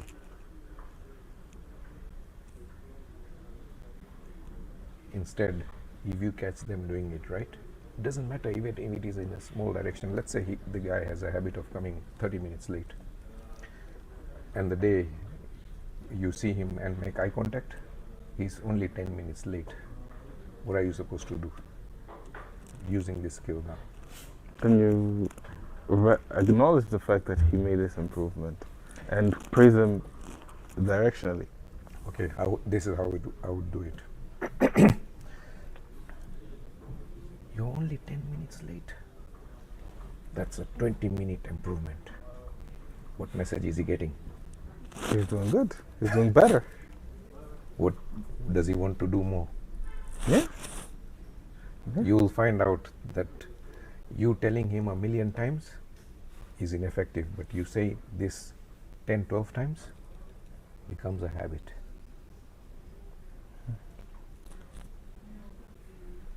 This is my gift to you, Emil. Thank you very much. Thank you. For Appreciate coming it. down. And let's find a way to work together. And if there are ways that I can also help you in identifying people who need mentorship, and if there's anything else you're interested in, please feel free. We will. Let's do that in the next meeting. Sure. Thank you. Thank you. Yeah. Thank you for coming down. My name is Harish Dabasia. I teach business owners how to grow their businesses. Most reasons why business owners don't grow is that their purpose, their message, and their price are not clear. There is no clarity in purpose, there is no clarity in message, there is no clarity in pricing. And that's the reason why most businessmen don't succeed to the level that they need to succeed to. Yeah. They're good at doing their work, but bad at selling themselves to their potential clients and even to their existing clients. Where do you stand in this? That's a good question. I would say we have the product. We know what we want, Okay, but we don't know how to communicate. so you're finding it difficult to sell yourself, Right. or sell your product. Their products, definitely. So for many reasons, because we've been in Rwanda for 3 years. I work for a company called Article 26. It's founded by a German company called Maxpa. So we provide trainings in project management, brings to Agile, and we have also another one we created that is called Project Management Associate. That basically Is it combines with that big German guy who used to be a banker? a banker, probably not. Okay. Yeah, it's a different one. So we've been in Rwanda offering our service for company, for mainly public institutions, NGOs, and universities, and we are good at it. But we provide this service for free for the 3 categories I mentioned. So we cover the cost of training and certification. And now we want to connect to private companies because we want to make money. So we've been spending money. We want also how can we make You money. want to transition from giving free services to monetizing, charging for. But we want to keep both. Okay. We want to keep both. So basically, by keeping both, public institutions, NGOs, universities, they keep benefiting from our services for free. And you make it better. Yeah, Because yeah. you have users. Definitely. So it's more of sustainability. Like Okay. Instead of always getting money from Europe, how can we get money from our country. Generate cash Right. locally. Definitely. Okay. So that is the challenge. So we've been trying to sell. It's been, I would say, Okay. almost 3 months. Let me give you an example, and you then try and sell it in the similar way. We've got a client called Joroge. He's a clearing and forwarding agent. This is how he used to introduce himself. And he used to say, "My name is Joroge. I am a CEO of this company. I am located in this location, blah, blah, blah." I said, "Joroge, stop it. Tell me what you do, who for, and why you're different." The guy had to scratch his head. I see. But Yeah. he did come up with something in which we helped him refine it. And this is how it went. He says that I can help business owners clear their containers in 2 days compared to 20 days. I said, that's something sellable. I can sell it. It's a solution. I said, what's the benefit of that? Let's add another line to it. And we added this line, said that it allows business owners to take their goods to market 18 days earlier than their competitors and turn it into cash. Yeah, yeah. I see. I get your point. That sound bite, somebody will remember. They'll not remember Joroge. They'll not remember his company. They'll CEO, not the remember title, his title. They'll not remember his location. But they'll remember that there is a clearing and forwarding guy who can clear it in 2 days, and it allows their customers to beat their competitors by taking their goods to market 18 days earlier and turning it into cash. That sound bite is clarity of message.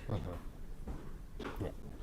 What do you have for your business? Something similar to what I did for Joroge.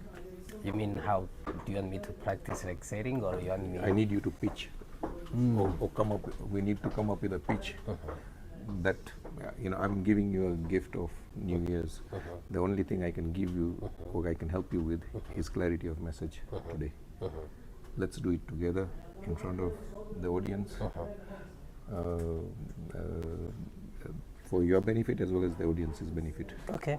So you want me to pitch now? Like, what do we do? How do you sell yourself? Tell me how you do. Like Joroge did. What do you do? We provide project management trainings with well-known methodologies that have been proven practices from all over the world, from Europe. And we offered the same training to big companies, big banks in Europe. Okay, what does this training do for the customer? So for this training, we improve the process. You save a lot of time, you save a lot of money that you spend on project management, because we show you the Okay, best. give me an example of a client or an NGO using it and what benefit it has provided to them. Yeah, good question. We have companies like Smart Africa. We have One Acre Fund. Pick Mina- one, yeah, pick one, yeah. and tell me what difference. Show me the before and after. So I would say, okay, I hope this will be moved from the final video. Yeah, it's okay.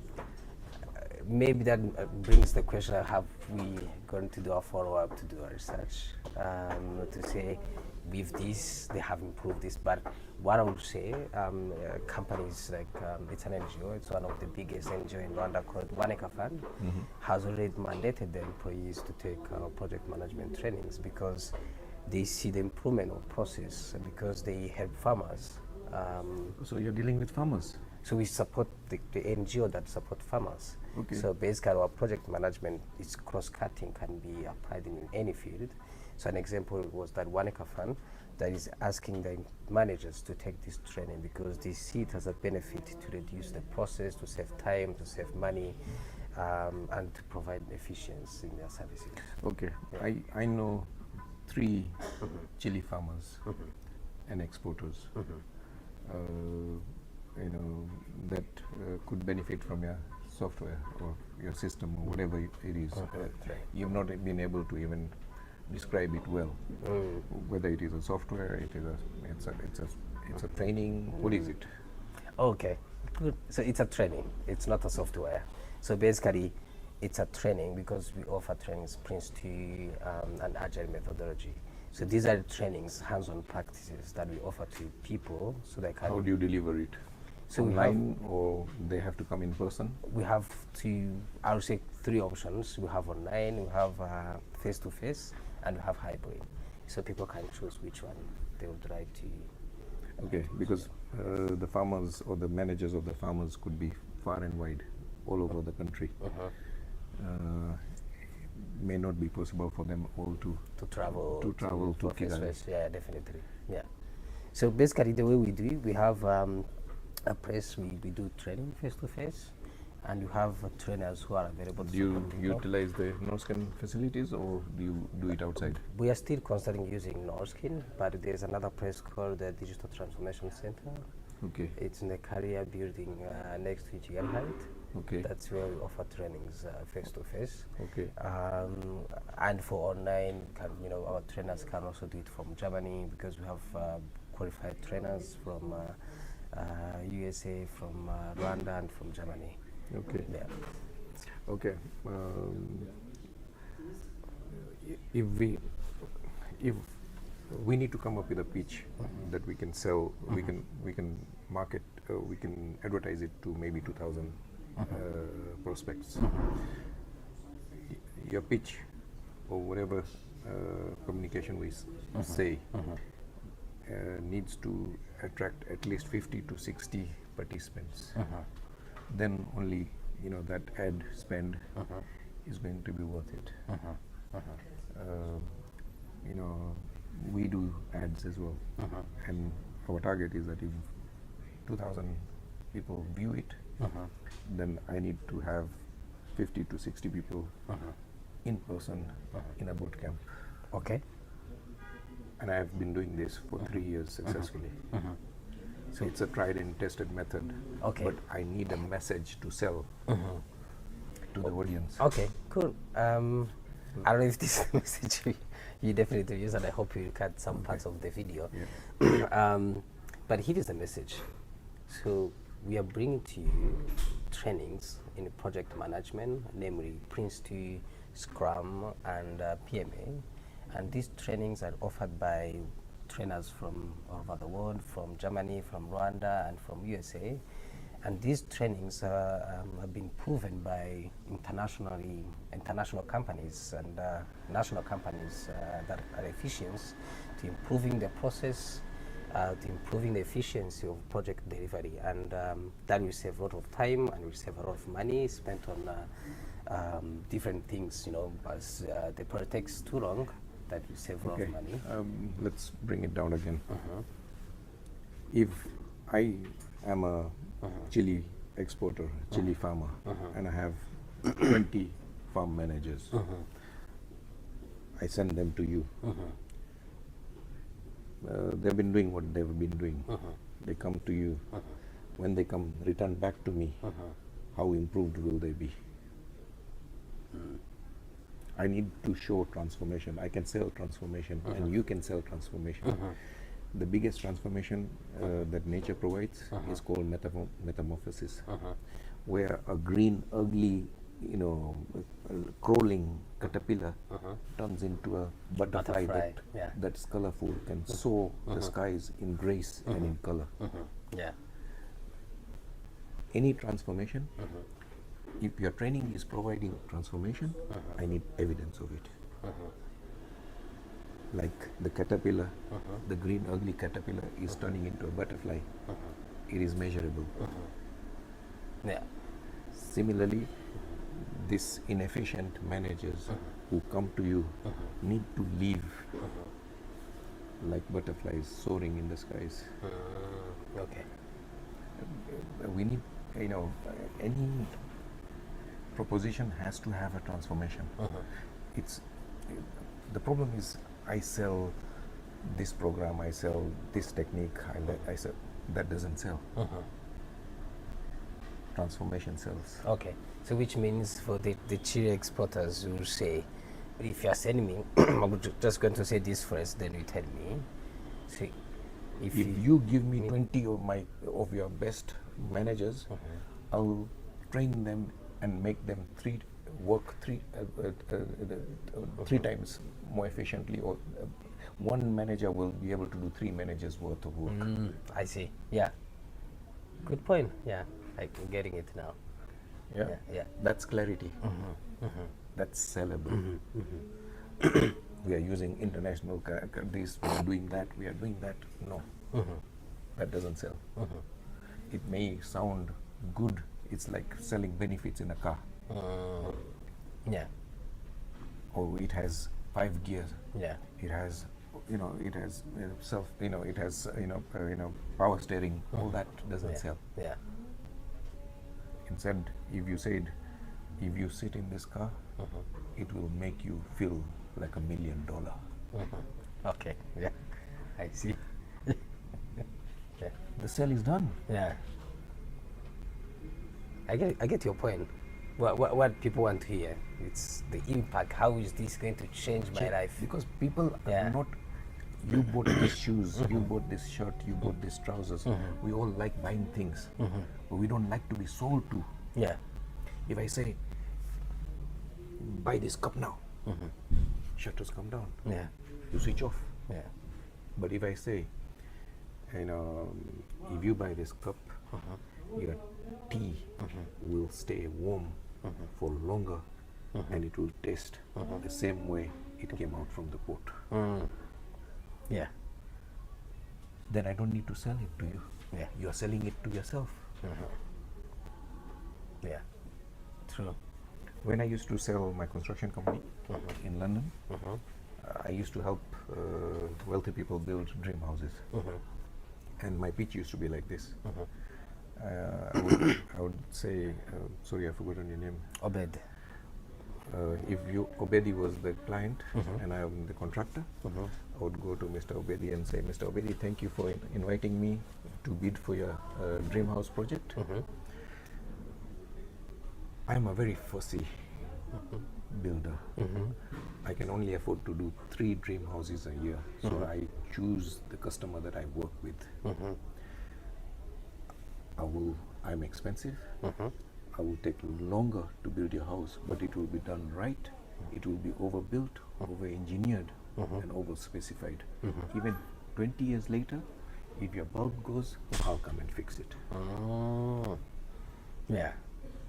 And whenever I did that, the customer, Mr. Abedi, will get off his seat, go to the door and tell the other candidates to leave. He's found a builder that he wants to work with. He comes back to me and says, Mr. Dabasia, when can you fit me in? No price, no nothing. Because while I'm talking, he's done calculations. Okay, he's expensive, but how expensive? Maybe 20%? I can afford it. He'll take longer. How long? Maybe 25%? I can wait for it. But he's giving me 20 years of peace of mind. For people who have money, that is a price that they're willing to pay. Yeah. Yeah. They want a contractor who's not going to hassle them. Yeah. Yeah. So basically, standing on your feet and tell them, this is something that you benefit for 20 years. For I'm giving those benefits. I've moved away from selling construction services to selling peace of mind, because that's transformative. Yeah. Yeah. You need to stop selling your features, your benefits, your trainers, and sell a transformation. I'm taking my customer from being worried about who the builder is going to be, how they're going to be stretched, how they're going to be hassled, and I'm giving them a solution. Yeah. Okay, that's a good point. Which actually, I don't know if I can take you a few steps back. How best to find yourself in such conversation? Because I'm a business mentor. I help businesses grow. You may have reached at maybe 100,000, and you want to get to 1 million. You need a different operating system. What took you to 100,000 is not going to take you to 1 million USD. Yeah, definitely. You need a different operating system, and it is the same with everything. Any business that wants to grow needs to clarify its message, its purpose, and its price. If you do those three things, I can guarantee to double your profits or revenue. You choose one. Which one would you choose? To double Your revenue or profit, which one would you choose? profit. Okay, but I want you to work on these three things if you want to double your profit in 1 year. If I don't deliver, you don't pay me. That's Okay. my guarantee. Okay. Okay. Oh, good. And what about the revenue? How will you? You tell me what your revenue is today, and we see what your revenue is in 2 years' time. It's measurable. Yeah. Okay. Yeah. It's accountable. Yeah. Yeah. I like your strategy. Yeah. Yeah. See, maybe let me take you another step back. One of the challenge we have now, like right now, we are having this conversation. I think there's a time we met previously, telling me that in the UK, I think it's last year that you came. Yeah. Then now we are finding ourselves here because I saw on the email and so on. How best have you realized that people can meet up? Because here are things we tried so far. I tried to find emails randomly on website, send emails and so on, scheduling meetings. But there are few people. Cold calling, cold emails, cold contacts will not generate sales. It doesn't work anymore. Just knocking on people's doors, they'll tell you get lost. I'm not interested. How best then would you? It doesn't work like that. All business transaction happens once you trust each other. To build that trust, you need to have at least 6 or 7 steps before they buy from you. So they need to see you on LinkedIn, they need to see your YouTube video, they need to see your TikTok account or something. But I need to position you as an expert in training. Experts can charge expert prices. You can't. But if I position you as an expert in training, in management training, or whatever training, and we make content on it, this is one content we are making. Okay. So that can be posted on social media, it can be posted on your YouTube channel, it can be posted on many on your emails. But once we clarify your message, you need to keep using it everywhere. Joroge now uses that same message Yeah. everywhere he goes, and he's winning business as a result of it. Is this Joroge your example or just? No, it's a real client. Okay. You met here or? Yeah, over here. Okay. He's Rwanda based. Okay. He's from Kenya, probably. Yes. I could tell. He's Kikuyu. Yeah, I could tell the name is sounds Kenyan. Yeah. He's Kikuyu. Yeah. But he's based here. He's operating here. Okay. But it is that important, clarifying your message. Yeah, we need to book another meeting to clarify the message. But you get the idea. If you want people to stand and notice you, then you need to stand out. So basically, tell me, how do you work? So basically, so you help me to create the message, Yes, I also help you market it. and you help me to market the message. Yeah. So Okay. we have social media experts over here that will create the content for you and post it for you. Okay. So And the leads that it generates, we will tell you how to close on them. okay.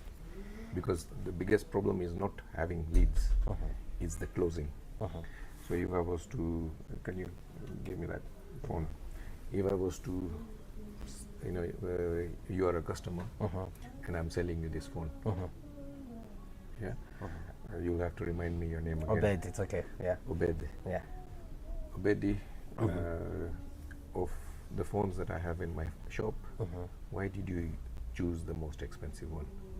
Because it has features that that can help my life, make my life easier.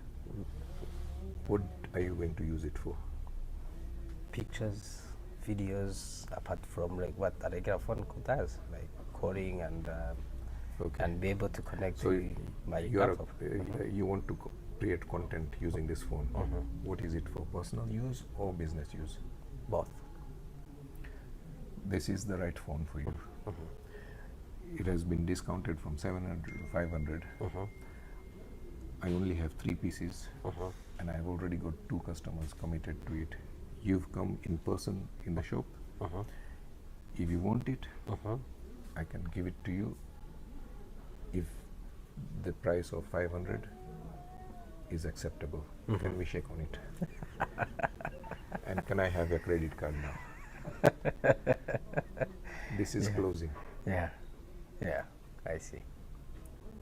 I see you're really a good salesperson. Yeah, yeah, I can see. So basically, the way you do, you create the content, you spread the content, and then we help you draft a pitch or a closing deal so, so how you can close it, Yeah. so that they've already bought it before they come and see you. All you have to do is shake their hands and say and ask for credit card credit details. card. So you really don't give them time to think otherwise. Contemplate. Yeah. Or else they'll come up with, I need more time, I need to consult my manager, I need to consult my wife. The sale is gone. Yeah. The reason I started with why did you choose the most expensive was deliberate. I also created scarcity. I only have 3 pieces. Yeah. And yet you have a lot of pieces. Yeah. I could, and there already someone had they request them online. Yeah. Creating the illusion of that someone is already. The fear of missing out. Yeah. FOMO. Yeah. I see. And then I've already discounted it. This piece is here.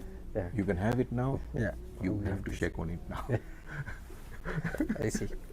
So Now, if I was to imagine, if we had to work together, how would you benefit? Okay, I sell a mentoring program. So I have to mentor you or the sales team that you hire or you own, because the message needs to be in the whole team, not only the business owner. Most times in small teams, it's the business owner who does most of the sales and marketing. But if you have a big team and you have a sales department or sales team, then I need to train them as well. And it's a subscription based Okay. model. Oh, it's on Moodle? Yeah. Okay. It's Moodle or Moodle? Model. Okay. So which means you pay and Yeah. that's we train your team or you okay. to help you clarify your message, clarify your audience, clarify your price, clarify your purpose. Okay. If we do that, and then we help you also with the marketing of it, and also closing on it, the sales of it, then we become a small part of your operators. Okay. So that we can monitor what is happening and what is not happening. So Because it is in my interest to make sure that I get paid. okay. I don't have to pay the fees that you are paying me back in a year's time. Okay. I see. I think so. What is your rate? That we can't talk on camera. Okay. That we will have to have another conversation. But I need to I need to come and see you where Okay. you operate. Okay. Before me to be able to. Definitely. Okay. See Okay. it. But okay, in today's today's interaction, what two things or three things that you've learned from me? Okay, you mean from this? From today's interaction, what have you learned, picked up that you are going to implement on? I think one thing is not saying the names of my products, but saying that the transformation the product is bringing. Good. The clear message, basically, go to the point, not really round corners like, It is this tool, yeah, we're using this expert. yeah. And I think there's something that I've been doing that I should change. Having this European product, this international product, it's good to mention it, but it's not the first thing people want to hear. No. It And- means that it is expensive. Yeah, Whenever you say it's a European product, yeah, it's expensive. yeah, yeah, true. So basically, what I need, it's basically how it's going to change. Yes. Their lives. Yeah, what basically do I get after If I send my people to you, Yeah. what is the benefit to the me? benefit? Definitely, that is something. Other things of the qualified trainers That can come later. Later, yeah, it's later stages. Yeah. Yeah. Once Once you have the cell. I think it just you hook someone interest to feel like I want this. Yeah. Yeah. Yeah, it's like when you want to buy a shoes, you're buying it for a purpose. You want to go to a wedding, Yeah. and you want to look good, Yeah.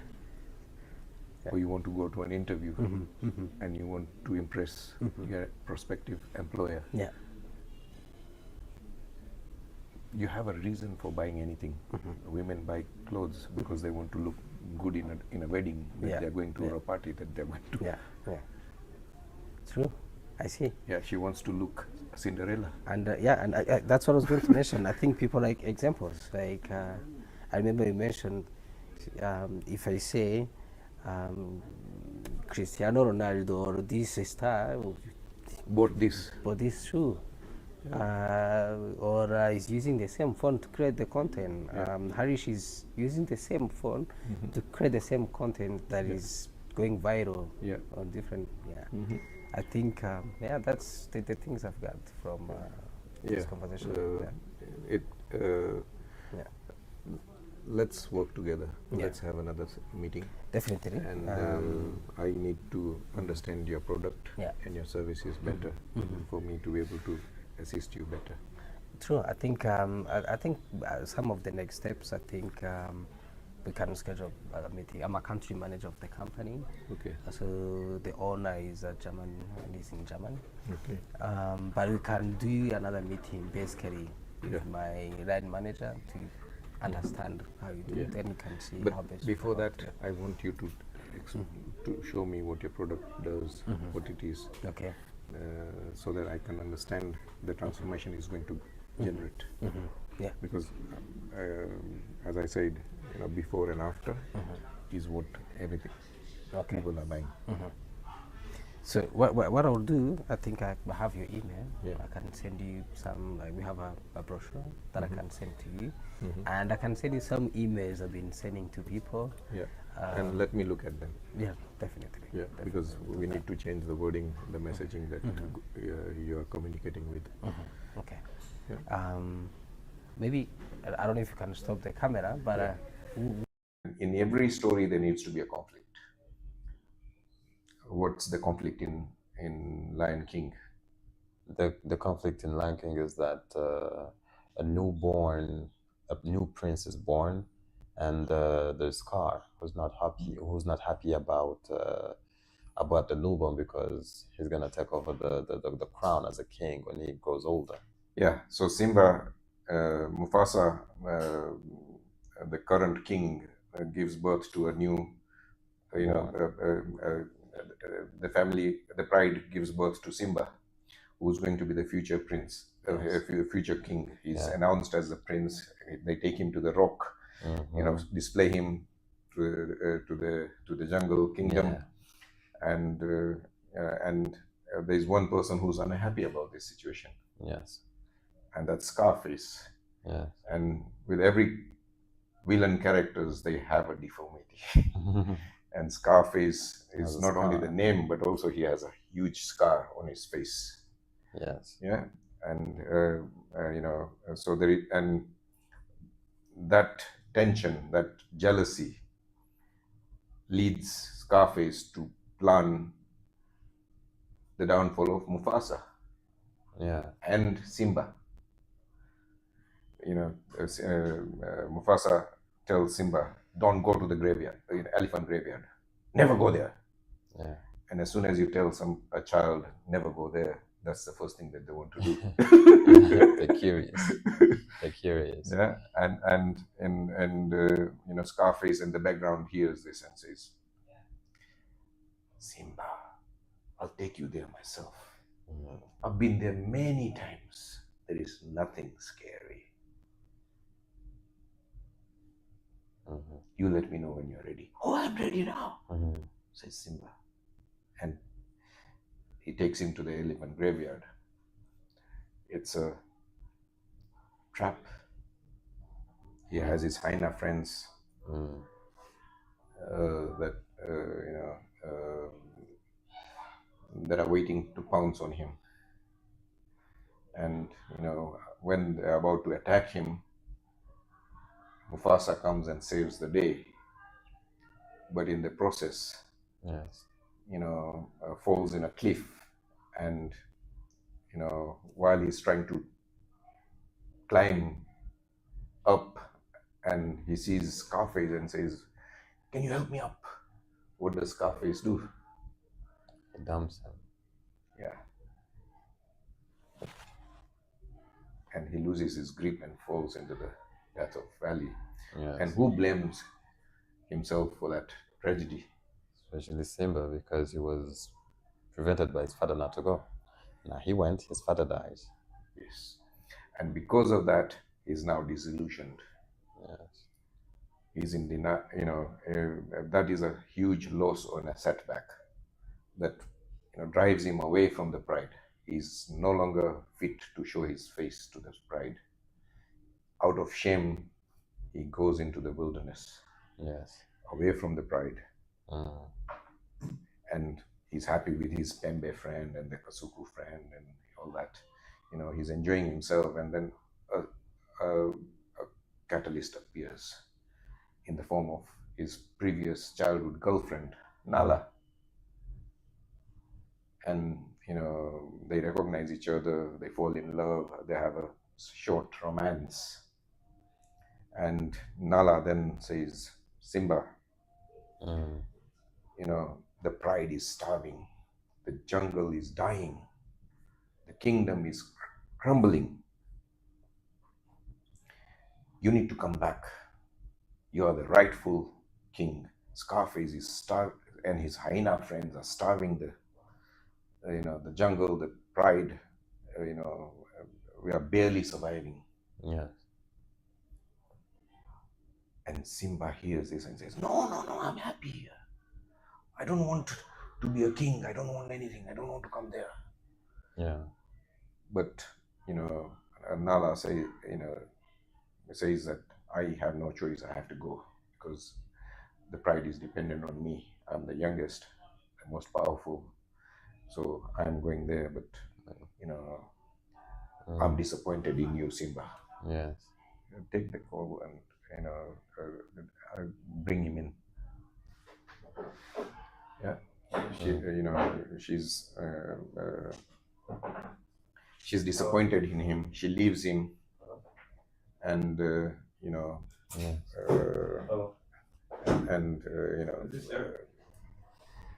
so okay.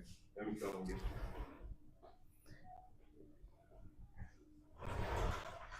She leaves. Close the door. Further. Close it. Yeah. She leaves him, and that makes Simba start thinking. Yeah. It forces him to think. It forces him to think. It forces him to make a decision. So that's the second summit. The loss and setback was the first summit. The second summit is now this lousy hero needs to be a true hero now. He has to make the decision to go and confront Scarface and his hyena crew. Yeah. Yes. Yeah. Yeah, So Nichols. when he reaches there, he's ridiculed. Here comes the rightful king. Let's see how powerful he is. Let's see what he can do. And the hyenas attack him. Initially, he's losing, but then he finds the courage, fends them off, and then attacks. Scarface Yes. wins the day, Yes. and the pride is And the restored, pride is the jungle is restored. restored, Yeah. And then he becomes a and the hero. circle of life continues. Yeah. He's Yeah. gonna give birth to a little baby, and then the Yeah. same thing happens again. Yeah. Yes. So again, it's so the win is the third summit. The restoring the pride, restoring the jungle balance, and all that is the third summit. So this is a tri-summit, storytelling formula. Is it something that you can use in your field? Yes, very much, very much. How? Yeah. How can you implement this in your work? In my work, I can definitely implement this in my work as they say every movement has a meaning. Okay. Yeah, every movement in dance So has to have a meaning. in choreography, in dance, every Yes. movement has a Yes. So similar to the word the metamorphosis, you say that you're crawling first, Yeah. and then you had to you had to become a butterfly, and then you're Yes. flying. Yes, and then we carry each other. We carry each other on our backs. Like someone is lying on my back, I'm carrying him on my back, and then somewhere in the middle there's a conflict in between because we do not understand each other. I want to get there, he wants to get there, and then we start fighting, and then we follow our own journey until the life brings us back together because we need each other, Okay. and every hand gesture, every word, every finger point has to have a meaning, like you said earlier about what was it again? We are dancing for the people. We're pleasing ourselves too. Okay. So you're dancing for the audience. Yes. Okay. Yes. The story is for the people. Like it might not. Of course, it pleases us because we're dancers. However, it might not please me, but I want to please. I want to. You are tell a an story. entertainer. You want to please the crowd. Yes. So I believe this will definitely help my creation, my creative movement. As in, I really have to think about it more often.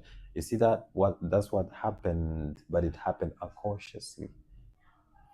It happened unconsciously. Like I did have a story, but that's not You what didn't know based. you didn't know the meaning of it. Yes. You didn't know the structure of it. Yeah, I did not know the structure of it, and I did not base off of that until I met you. Okay. Now it makes sense. It's clear now that I really have to. Yeah. Okay. One thing you mentioned about every movement has gesture, every finger, every eye, blink has that is very common in the Eastern culture. You have the Bharatnatyam dances, or the Japanese dances, or the the sumo dances, or all of them have every finger movement, every lip movement, every eye blink, every head turn has a meaning.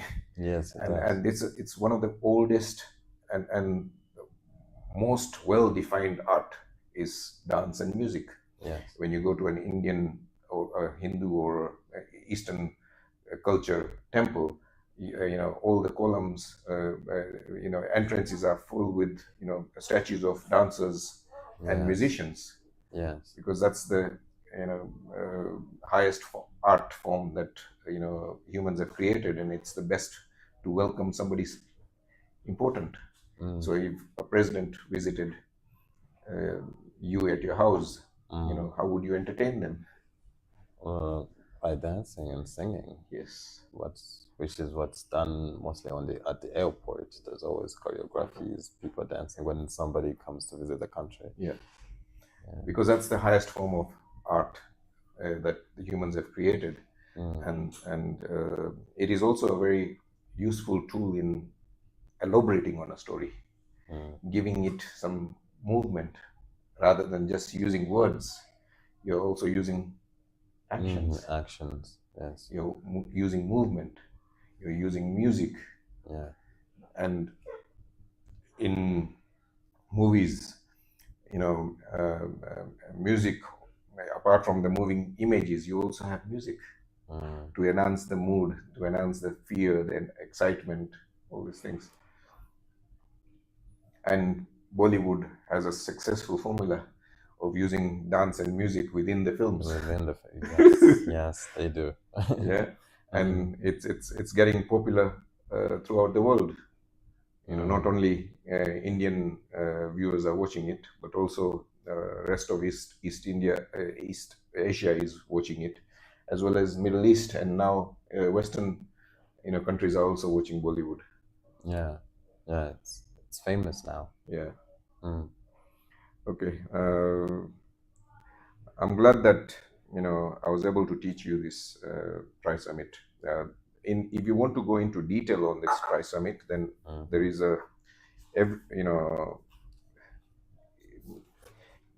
in the Tri-Summit, if you are looking at the whole thing, if you're just describing the scene, so you have 5 A's: the scene, suspense, star character, speech and dialogue, and segue. And within the just describing the scene. So if I was to describe a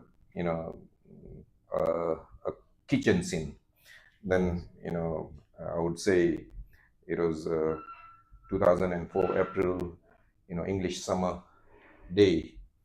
It was midday. The day was hot and bright, and the sunlight was shining onto the stainless steel kitchen utensils and kitchen cladding, which made the kitchen even brighter than the daylight outside because of the reflections of the sunlight.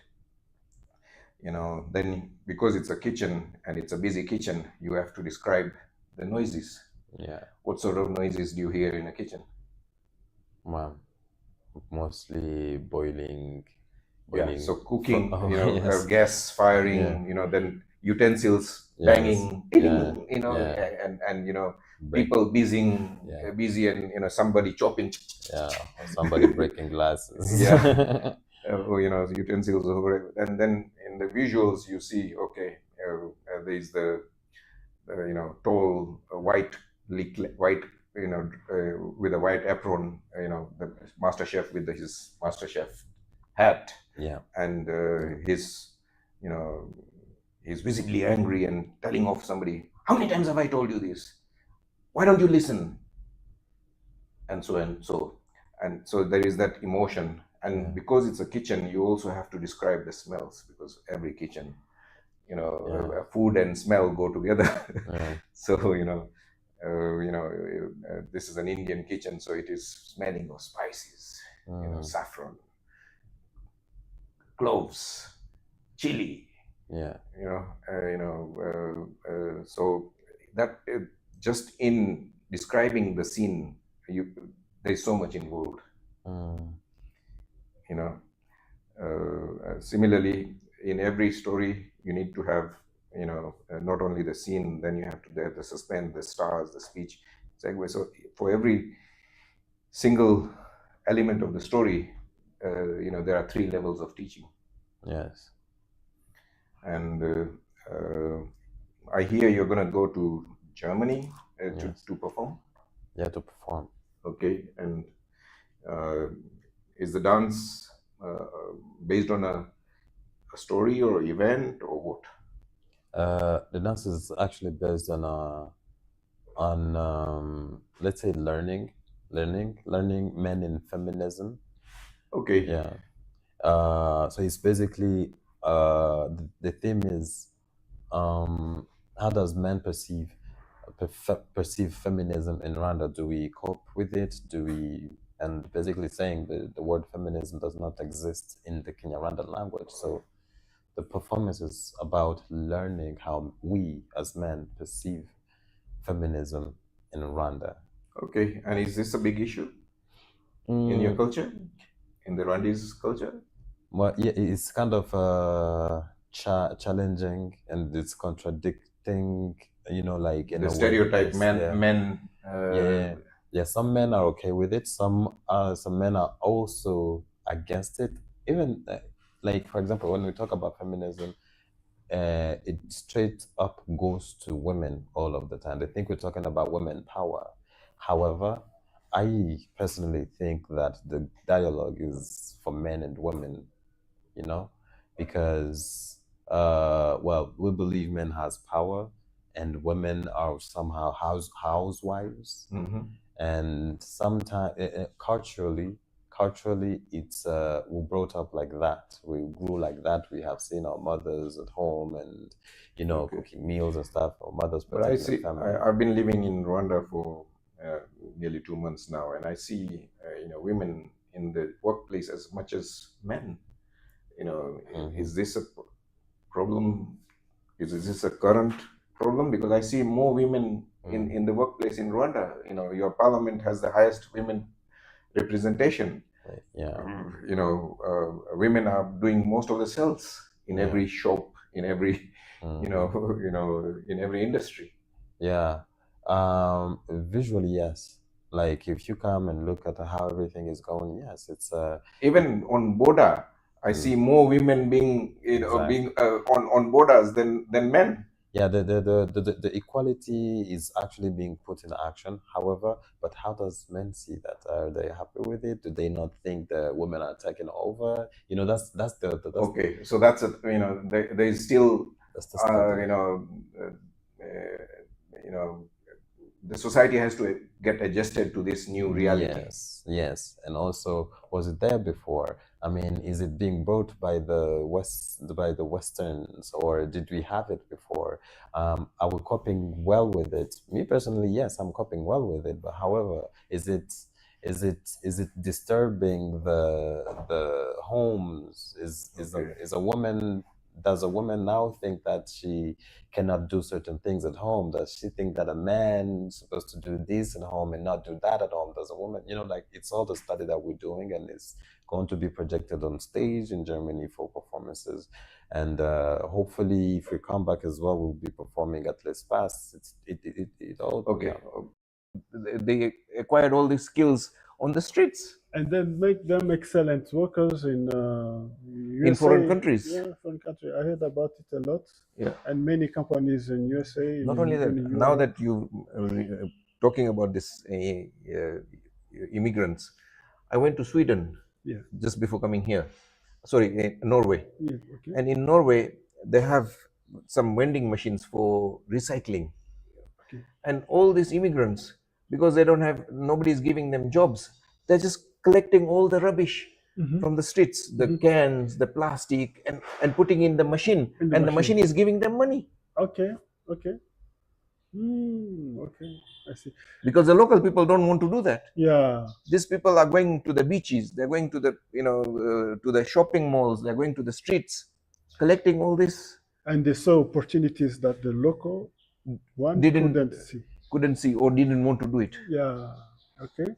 So that is a strong thing that we can make our youngsters to learn about and to train them, you know, spotting opportunities, exploring opportunities, how to leverage those opportunities to make someone successful is trainable. I think you can agree with me on that part because we lived it. Yes.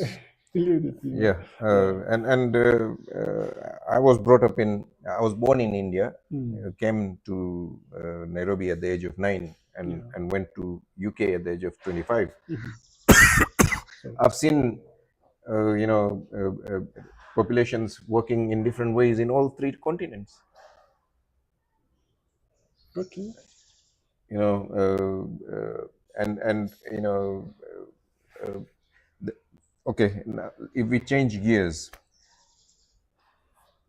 you are now 40 something. Yeah. What's your age, if you don't mind? 45. You're 45. Yes.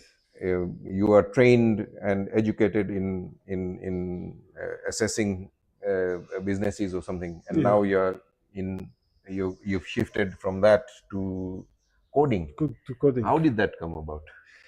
Okay. You know, when you are okay, I started my career long before I studied economics. Okay. In secondary school Mm-hmm. and even in university. Mm. So all of those trainings that we can get, and going from there, working for organization like Care International, Handicap. I was doing monitoring and evaluation. Mm. So you can find many opportunities of learning how the society works, human behavior, how you can change human behavior by advocating, like GBV, gender-based violence. You can run an organization that can make people aware that GBV is there and set the solutions that can address to that problem. So those are theoretical things. Yeah. So when I went from there, learning trading, I started So realizing trading meaning stock market. stock and the forex. Okay. I started thinking that I have many things that I have as ideas, but how to make them livable, like Monetize them. palatable. How to make Yeah. make them pay To for create- pay for your rent or Yeah. pay for your expenses. Yeah. Okay. The one thing that I saw, the way you can create and bring to life your idea is by coding. You can create a software or a platform, An address app. an application that can address certain problem in the society, to bring a solution by just taking your idea, coding them, and to see how those ideas can be applied in creating solutions to the population.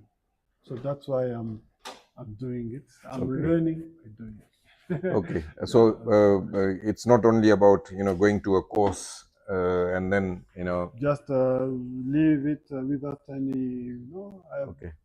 I So you're do- learning on the job. Yeah. Most people fail by wanting to be perfect before they launch something. So perfect before I need my product to be To perfect. be perfect. I need just my to- service to be perfect, Yeah. and then I will go to the market. Yeah. But that's a flawed mentality. We did not start anything while we were being While good. we- perfect. No? Yeah, we all start and then learn on the job. Yeah. So you learn more by doing, By doing. not by studying. No, not by studying. Even- I studied a lot. Yeah. Okay. I cannot say that I Yeah, studied no, a no, lot. but again, it's just studying alone and not practicing it is pointless. Yeah. What is the point of having, a pot of knowledge Without that you cannot use, you cannot use. Yeah. or you don't use it? That's why I said part of the solution that I think for me, I think many people, not only coders or people studied IT. I think people in general should study, but only the basics of coding, to be able to create something out of the ideas of their experience in life. But also coding is Big becoming solution. easier. AI is becoming a very good aid. I don't need to know the coding languages. I can ask AI to do it for me. Prompt it. Yeah, you can prompt it.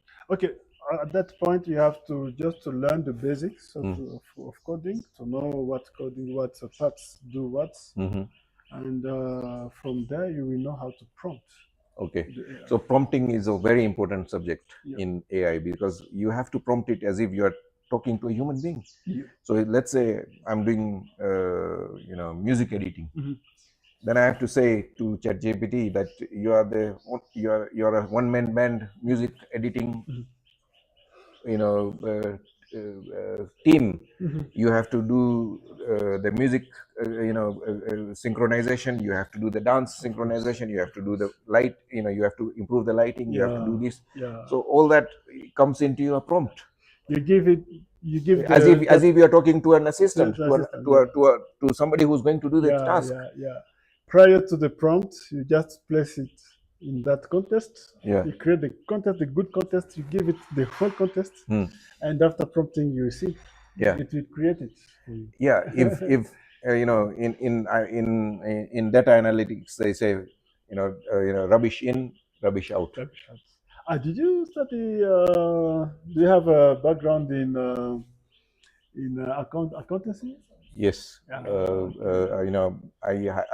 I'm not an accountant, but in business you have to know accounts Okay. because your accountant does your books, Yeah. and then you have to adjust it. Yeah. You have to tell him not like this, like that. Yeah. You said it because it is a Accounting terminology.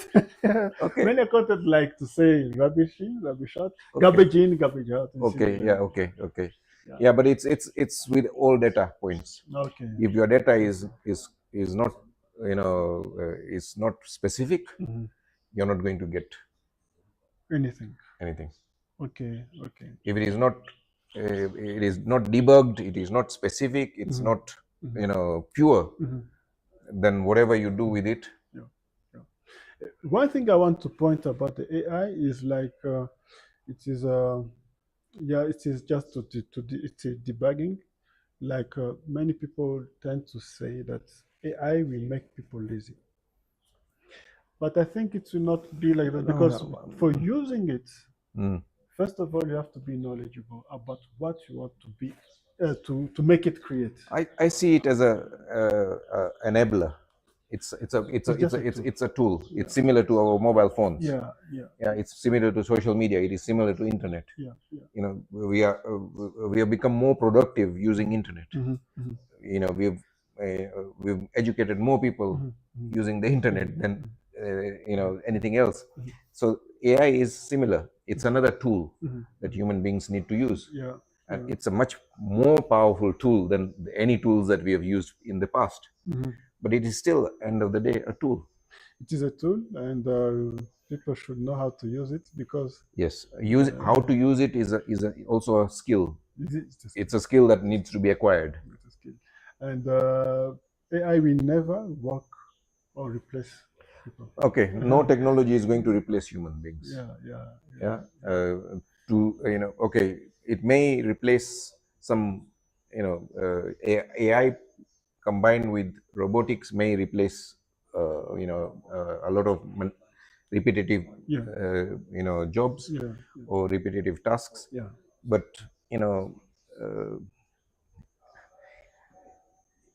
even general AI will not be able to be emotional.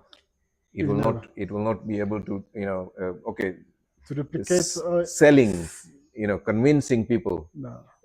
communicating, and storytelling and all these things are human, skills that will not be replaced pretty Absolutely. soon. Absolutely. And even AI is in its infancy at the moment. It will develop We much. see. It will develop much further. It will develop in other things to think fast and to create. It's improving, Yeah, and it's improving yeah, exponentially. yeah. So that's why I took that opportunity to use even AI in coding Mhm. and to learn fast and start to think how to create things or services that I knew that people need while I was working in my career. Yeah. Things that can help people, like how you can create a platform that can help those who are unbanked to be banked. Okay. So, is that an issue in Rwanda? Yeah, it is an issue, and Okay, the gap is closing very fast because of this mobile Momo. Momo, Okay. because many people can put and push the money easily Okay. from. But Momo is not counted as an accounting software. You can't take your Momo account to a bank and say this is my credit worthiness proof. I think we will come to that point that where Momo will even be able to give you a credit score, Okay. because we have Mokash. Do you heard about Mokash? No. Mokash, it is a way of getting a loan from Momo. Okay. Yeah, you can apply Okay. and you can get like 10,000 francs Okay. to 50,000, 7,000, even 1 million. So microfinancing Microfinance. will take place using Momo data. Yeah, it's already there. It's already there. So it's like Momo itself, Memtien, is like a bank. It is at the Yeah, moment. yeah, It's a transactional bank. Yeah. It is still limited. It It's doesn't still allow you to limited. do savings. It doesn't allow you to do Yeah. transfers, Yeah. international transfers. Yeah. And I have this idea to create a platform where women, like women selling vegetables, Okay. they can save their money collectively. Also cooperative. Okay. And they used to do it, but it is not formal. It is unstructured. Okay. Sometimes they end up losing their savings. Yeah. By one member who can steal the Okay, the unbanked issue has been resolved by two major economies, China and India. I know the Indian case very well. Yeah.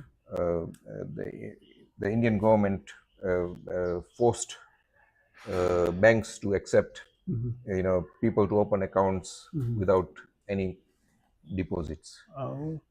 In India. Every citizen needed to have a bank account, whether they had money or not. Okay. Yeah. So that worked wondrous. Okay. And then all the benefits that the government was giving, food aid or medical aid or whatever aid, it would only go to somebody with an account. If you don't have an account, no benefit for you. Okay. I understand now. So and then people thought, okay, these are poor people. What are they going to do with these accounts? And they were surprised that because now they have an account, they can do more business. They can travel more. They can do many things, and they started putting little savings, and you're talking about engaging nearly 400 to 500 million. That's a lot. Indians into the banking system. That's a lot. And the other thing that they did innovative is that they used QR codes. They know QR code now. They even a vegetables stall woman would have a QR code, and you can pay with your phone.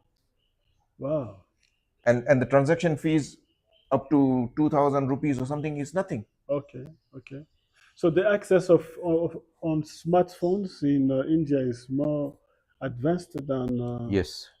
Even European and Australian and Canadian governments are using it, because India has open sourced this technology to any country that wants it. Okay.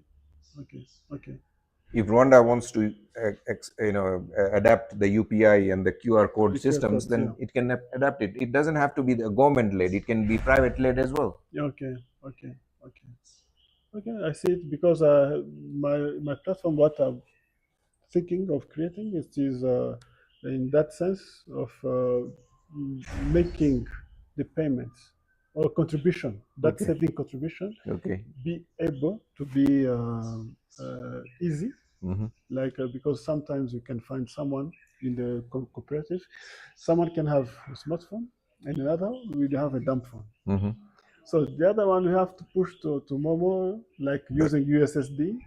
It is an old technology, the old way, and there will be a discrepancy of. And Momo is very complex. Mm. I used to use Safaricom in Nairobi, Okay. and you have to hashtag number blah blah blah and then Yeah. something and all that. Yeah, that uses the. Yeah, Yeah. it's it's It's a lot of secret. effort. Yeah, yeah. I know. You need You have to know. effortless. You have to know those codes Yeah, it first. needs to become effortless. Okay. Okay. You need to try, and QR code allows you to do that, because the adoption of smartphones is going to rise, and Yeah. smartphones are becoming cheaper. Okay. Because it's the technologies have a cost curve, declining cost curves. Mhm. Wright's law says that every doubling of production equates to 25% reduction in Yeah. cost. Yes. Yes. Yes. Okay, let's uh, okay, now you be the client. the client and I'll be the salesman. Yeah. Yeah. Okay. Yeah. And Yeah. Mr. Kamara, Yeah. I'm glad that you checked the car out on Yeah. the website, and you've made the effort to come down here. Yeah.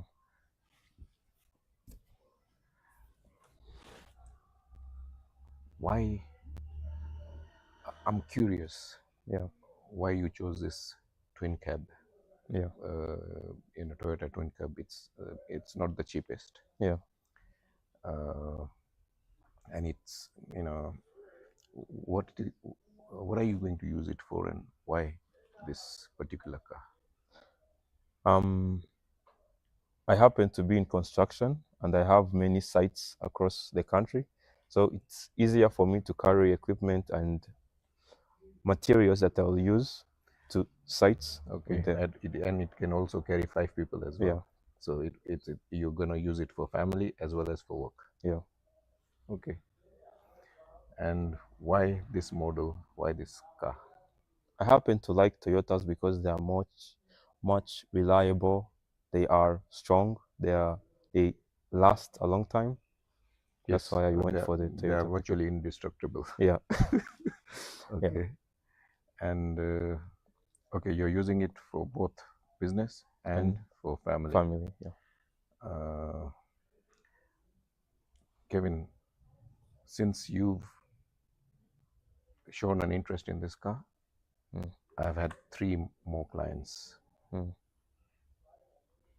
but you're the first one to turn up in person. Yeah. So there's a queue of 3 people. Yeah. Why should I sell this car to you and not the other 2? I mean, I arrived here first, so it's I either. appreciate it. I appreciate it. Yeah. And but I, okay. What can you do for me to allow you to jump the queue? I can pay now, if. Okay. Yeah. I hope you're not gonna ask me discounts. But because we are friends and I arrived early, could you do something for me? A small discount? I'm glad that you use the word small. Yeah. You're serious. It shows me you're serious in buying this, and you're serious to jump the queue. Yeah. Okay. I cannot do a discount on the price, but I can give you a full tank, so that you'll get 500 miles complimentary of Mr. Dabasia. Yeah. The full tank will give you 500 miles. Free of charge? Yes. No. I'll make sure that when you receive your vehicle, Yeah. the tank is full. Yeah. It holds 80 liters, and it will be full. Yeah. That's the best I can do. Yeah, I'll take that. Can we shake on it? Yeah, shake on it. Yeah. Yeah. Yeah. So this was, because we are doing role play, and there is a good way of selling and a bad way of selling a car. Yeah. And because you've taught me what was your good way, and I've taught you what is my good way. Is there something that you can learn or implement from what we just did? Yeah. What did I do? I mean, different from what you do? um, I usually approach that matter with trying to reduce the price, but you didn't reduce the price. Mm. You shifted the conversation from trying to give him a small discount, although he came early and came before everyone else, and he put in effort to try and skip the queue, Mhm.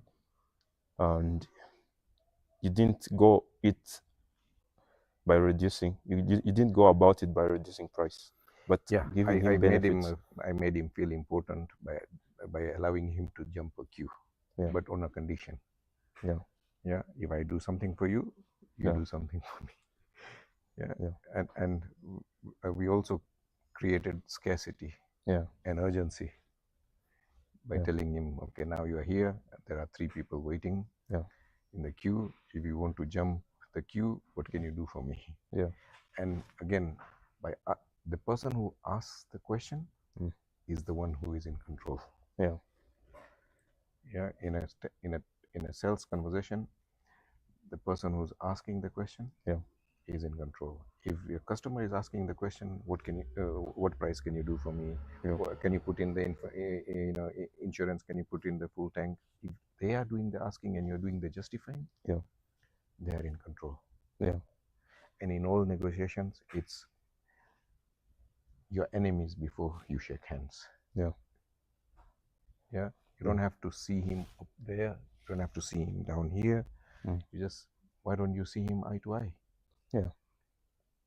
Yeah, when you're looking at each other eye to eye, you know, you can read the person's body language. Yeah. I can, from your body language, I can see whether you're keen, Yeah. how interested you are in. Yeah. And the reason why I asked you, what are you using it for? Yeah. Why this expensive car? Yeah. And you did the justifying, you did the selling. Yeah. To I yourself. literally sold it to myself. Yes. Yeah. By me asking you the questions, leading questions, Yeah. you're selling it to yourself. Yeah. Why? Yeah. Why expensive? Yeah. What are you going to use it for? Yeah. Would you say having the leverage of saying no in a negotiation is important, or? Okay, yes, you can say, don't say no to the purchase. Mm. Say no to the discount. Say no to the Yeah. added services. Yeah. Say no to, floor mats. Yeah. Yeah. Don't kill Yeah. the sale. Just kill the items that he's, Yeah. asking for. Yeah. Kill the discount. Yeah. Kill the full tank. Kill something else. Kill the free insurance. Yeah. Kill everything else, but not the sale. Yeah. Do you think giving discounts reduces the value of the product, or it just makes it more accessible? Okay. In my experience, the customer who haggles the hardest, Yeah. for them it becomes a game of tug of war. Yeah. They want to see how far they can drag you down, Yeah. and taking you down to 10-15% discount. Mm-hmm. They think they've achieved their goal, and they don't need to buy the car now. Yeah. So their goal is to simply make it difficult for you. Yes. Yeah. They've won the battle, Mm-hmm. not the war. They Yeah. could win the war somewhere else. Yeah. The war, winning the war is getting the car. But Yeah. by haggling you down, they've won the battle. Yeah. Which is why they don't buy after that. Yes, but also most of them who haggle, they were interested in just the price. Yeah. They were not interested. They The were not product. that keen on, like you were keen on buying this car. Yeah. You are keen on using it for business and for family. Yeah. They didn't have those, Mm. Motives. Yeah. Their motive was the lowest price that they Yeah. can take Kevin Kamara to. Yeah. And then escaping with an excuse. Oh, let me talk to my wife before Yeah. purchasing it, or let me, Yeah. I need to talk to my boss, or blah blah Yeah. blah. So they find excuses to, Yeah. not complete on the sale. Okay. What's your advice to reducing those kinds of customers? Okay. I used to, in my construction company, I used to force them to do certain things Yeah. before I could give them a price. Yeah. So I would have, 10 people calling me and saying, Harish, we've been given your number by so and so. We Yeah. would like you to come and do our extension. Can you come and, survey it and give us a price? Mm. And and I would say, I would love to do that. Yeah. But before that, is it possible for you to come and, see one of the jobs that I'm working on, so that you can judge for yourself the workmanship? Yeah. And meet at least one of my previous clients, Yeah. before we can proceed, before we can talk about price. Yeah. And the 8 out of 10 people will say, oh no, I just wanted a price. Oh no, I don't have time. I Yeah. don't. Oh no, blah blah blah. And they'll disqualify themselves Yeah. from the equation. Yeah. And the two that turn up on the on site and meet my client, Mm. one of them doesn't even ask for the price. Yeah. They says, Harish, your previous client Sunita gave us flying reviews about you. She liked the way that you put that additional roof light. Yeah. That wasn't part of the contract, and you Yeah. didn't charge them for it.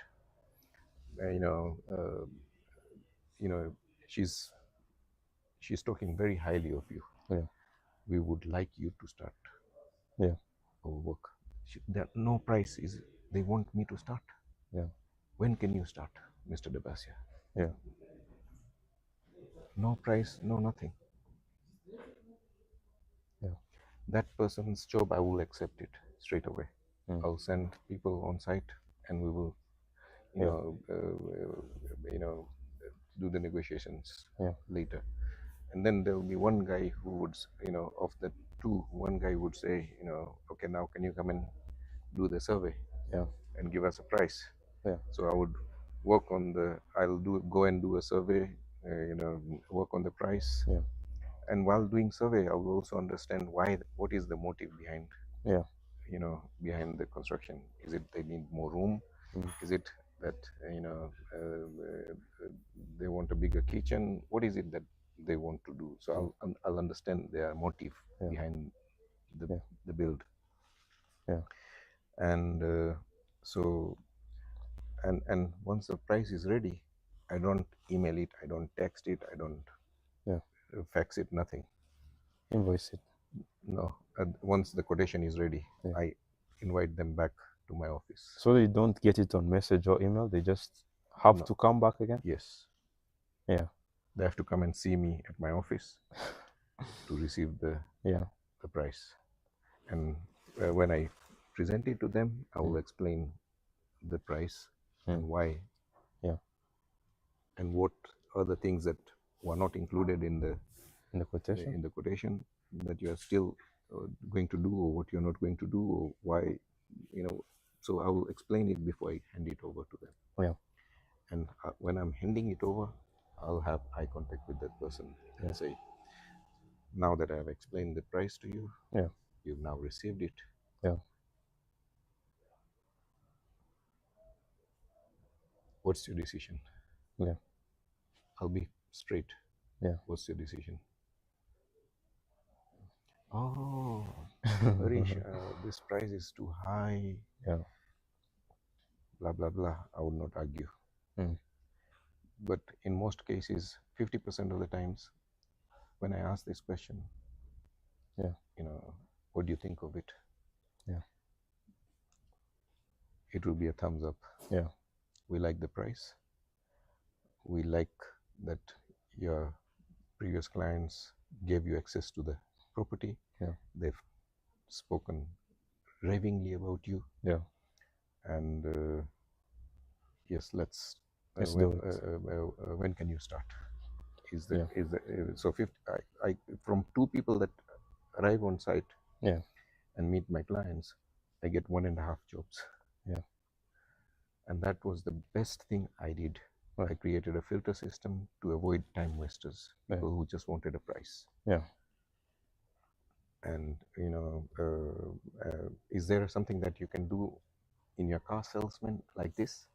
Yeah. I did this for the construction industry. Is there something similar?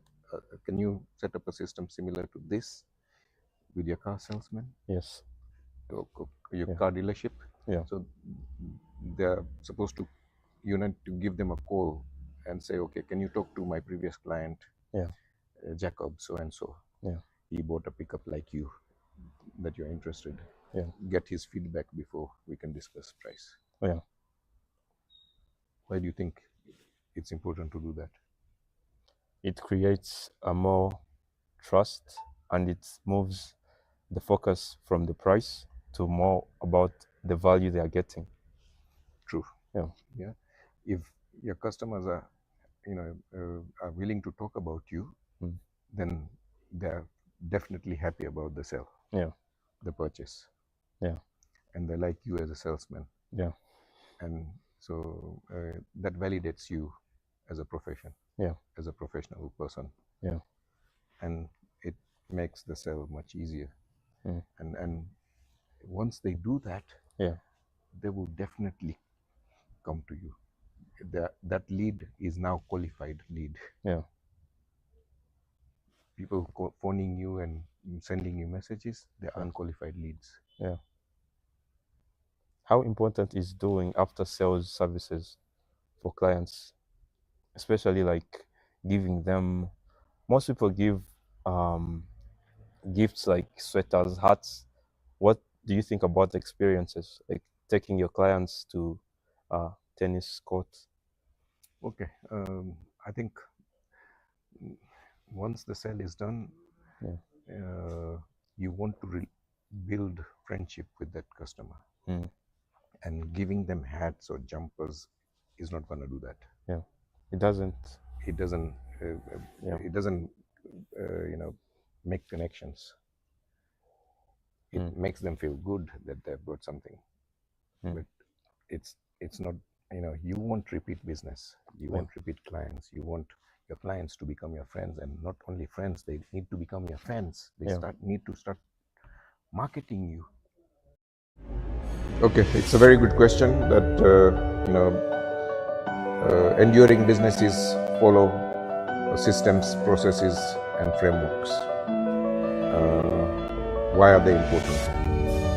Is because when a business needs to scale, if all the knowledge is in one man's brain, then the 1,000 staff are dependent on him. And can one man be able to attend to 1,000 people? He can't. What he has in his brain, he needs to put it on paper. He needs to create a framework, a structure, a system that then he teaches to his managers. For 1,000 people, he will have maybe 100 managers. Once the managers learn it, they pass it on to the sub-managers and things like that. And that way, everybody is following the same script. Everybody is following the same system. And once you systemize something, your efficiency, your productivity increases exponentially. But it is a very hard thing to do. There was an incident where Chipotle chicken or something, one of these big, fast foods, instead of saying, thank you at the end of a transaction, they changed it and said, it was my pleasure. So instead of saying thank you, once they've served the customer and they've received the payment and goods and whatnot, they just wanted to change it to it's my pleasure. And it took them 4 years to implement this one single change. That's how difficult you know, taking an idea from from the owner to a marketing suite to the shops, and to the shops to the staff in the shop. It's not an easy thing to do, but it can be done, and but it only you have a system to implement it. So this was a very small change. We are talking about complex changes. Then things will fall apart if you don't have a system. Would you say scaling is a double-edged sword? Yes, if you scale too fast and don't train enough people, then you'll collapse much faster. There was an incident where I spoke to a client a week ago. He said that there were a startup of 6 people. They built the whole thing and company, and they got funding of $2 million USD for that project. And that team went from 6 to 60, and the decision making slowed down. What they could decide among themselves in the 6 of them and get things done within minutes and within hours was now taking days and weeks. And they blew the 2 million USD within 16 months by bloating, making the team too big. Instead of making your team big, make your team lean. There was an example where you did an interview, Kevin Karaman, of that Caucasian gentleman who went from 8 staff to 3 using AI. Sure. Yes. He reduced his staff count from a team of 8 to 3 and replaced the 5 people with AI. His turnover and his profit doubled. So your advice would be, instead of scaling into more people, scale into investing that money in AI? Into technology, it's easier to it's much harder to teach and train people. Yes, there are things that only humans can do, that you keep it to that, but whatever that a machine can do, you should make the machine do it.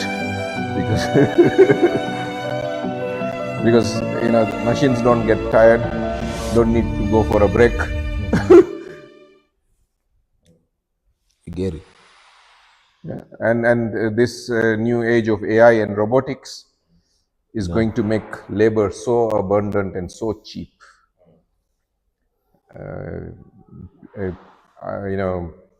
It's going to turn the current economic model upside down, and whoever dominates that will be that company, and that person will be the richest person that throughout history of mankind. Okay, or as you said, or America, or yes, or I do poultry farming as a side thing. I have other things I do. I have a side job I do, like play tennis, and then after in the weekends I go to do some works on my family. So, are reflecting on our poultry farming, or in our country, many people, if you say you're doing farming, they say farming is for people who are not educated. Okay, so But as I have studied our statistics, or there is a quote we have: if you don't count, we don't count. So where the world is going, we have to do things as a business. Many people do like poultry farming. It's like a hobby. Yes, a simple thing you can do at home. Chicken can have eggs. You can do omelette, but it's a business you can do. Not only like raising eggs, you can do it for meats, because nowadays they have said in Rwanda our population is boosting up. It's growing. You're a young population, and it's growing fast. Yes. Okay. Many people used to rely on cow meats. Okay. But someone used to say, let's see how the cow can be produced, things, and then they have said or to get a cow from a baby cow up to a cow that can Slaughtered. yes, it can take like 2 years. Okay. So that means the population need meats and you don't have enough cows. So someone said the only thing you can do is to cover the gap. By to cover the gap, you have to implement other stuff to eat. Okay. There is chicken, there is fish, but let me focus on chickens. So chickens are we can do our broilers for meats, and in 42 days you can have like our From a from chick brooding, yes, from a chick to being taken to a slaughterhouse in 42 yes, days. Yes, 42 days. Okay. Because our due to the feeding and everything they do for the chicken, it have like the average weight. It have like 1.7 kgs. Okay. And that's a perfect. Okay. That's a perfect one to do in the market. So as realizing that, we have to start. So for me, let me give you a short story to what driven me to poultry farming. I used like my parents bought like 5 chickens. Okay.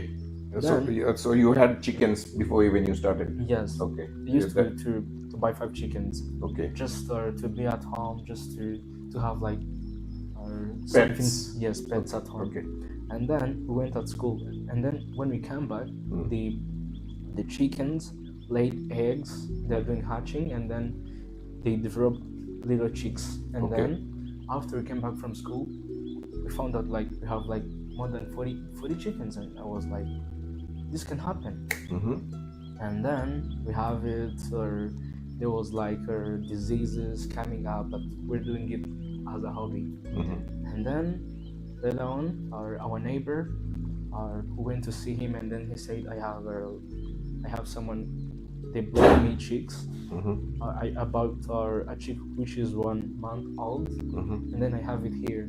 After like 3 months, I'll be having like eggs. I can do it for meat purpose.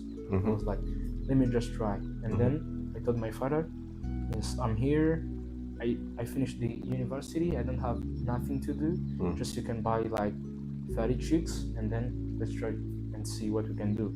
And then they bring up like 30 chicks, and then I was home doing chores and everything. And then so you're getting your hands dirty. Yes. Yes. Okay. But many of my friends, if I go and say to them, I'm going to do this and this, they would say no. But for me, I said, I'm not doing anything, so I'm just home. Let me try something new. Okay, so you decided that instead of waiting for an opportunity to come to you, yes, you are going to take this opportunity that is already at home. Yes. And then after later on, my brother called me on my phone and say, talk to that person, he has a job for you. And then I went, I did an interview, I did everything. I was realizing I was here raising chickens. It's been 2 months staying with the chickens, and then I went away. What can I do? Who will be taking care of those chickens? Okay, so you're attached to them. And then I said, maybe this is an opportunity for me to have a job, to save money. I don't want to do flashy things, or maybe this is an opportunity for me to grow. And then I sat on the table with my father, and then I say, what can I do? And then he said, we have a place here, home in the backyard. Oh, so you have a big backyard? Not too big. Okay. But he said, those houses, nothing you're doing it within 2 days. So you can take the place, you can make some simple setups, and then see what we can do. And then I was like, we need money to do some setups, or we need to bring chicks, we need feedings, we need many things. And he said to me, like, what you can do. That time was like last year, it was like September, mid-September. And then he says, you have to do step by step. You have to do a setup within the house, and then you have to bring the feeders, drinkers, or you have to know where you can buy feeds, because as you're saying it as a business, you need to do it professional. Okay, but now that you have your chicken set up and everything, Yes. how are you selling your produce? So the eggs and the chicken, how are you selling it? Who are you selling it to? And how talk me through the process of you picking the eggs. Where are you taking them? My eggs are. My mom has like a simple shop. Okay, so there is a family shop that sells this eggs. Okay. Yes. It's because I'm starting up. I cannot do everything on my own, so they have to Okay. help me. So there was a shop before, or she Yes. has created just for this eggs? No. There was a shop before. Okay. She had a shop. Okay. So she's, she used to sell. She sells grocery, or what does she sell? Groceries. Okay. So this egg is something that she was buying from outside. Now she's using your eggs. Yes, that's Okay. it. That's it. That's it. Okay.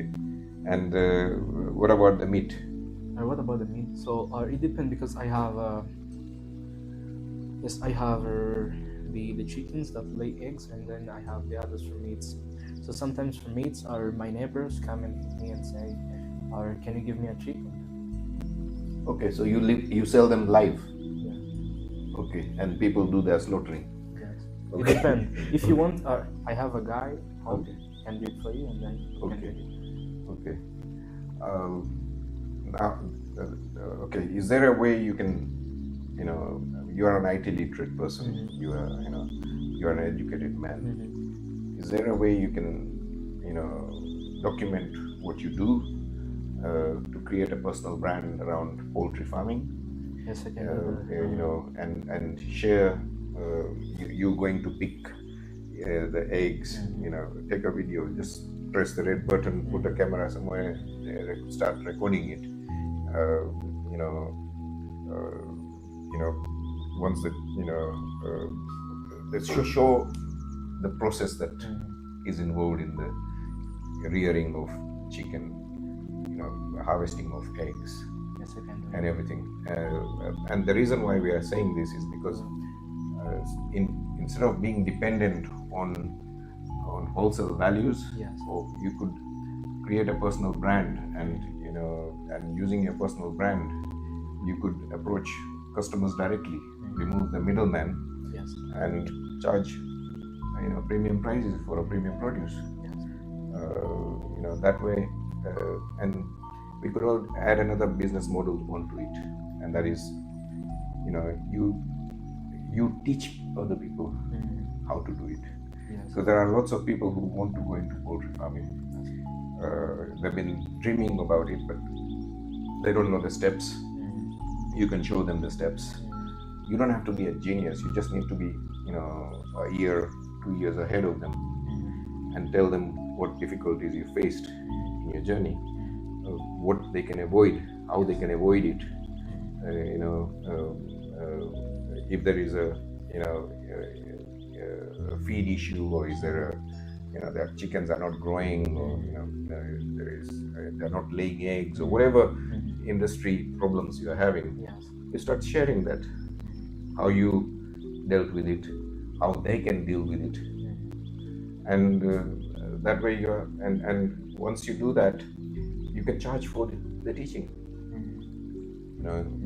You're comfortable with Zoom calls, you're Yes. comfortable with recording, you're comfortable with maybe you may have to learn how to edit your videos or whatever, but posting it on social media, you're consuming social media anyway every day, so you're creating a social media brand, social media awareness campaign on your industry, how other people could benefit from your experience.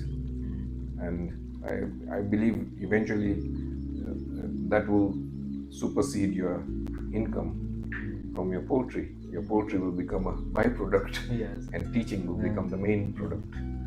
And because of your education background, because of your IT background, I think you can do this much better than most people are doing it. Yes, I can. And there must be some poultry related poultry champions around the world. Yes. Learn from them. You're not going to create a new wheel. You're just going to copy it and give it an African context. So AI prompting, it's not about the results. It's about what are you going to give before the result. So for example, I want to make sure that someone will accept my offer. Okay. So before making that prompt in the AI, it's better to understand what will be the key in my prompt.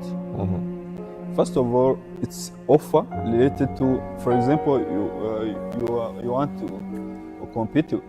Let's take an example, small one. You have a tender.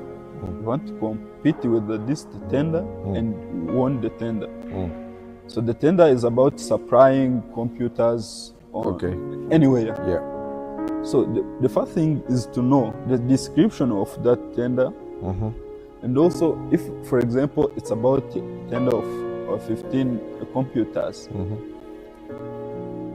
it's better to mention in your prompt, the tender will be with 15 computers. One computer will be having like a printer, a modem, yes, all the accessories that will go with the computer. Yes, and also the price. Okay. You remember to mention the price in your prompt.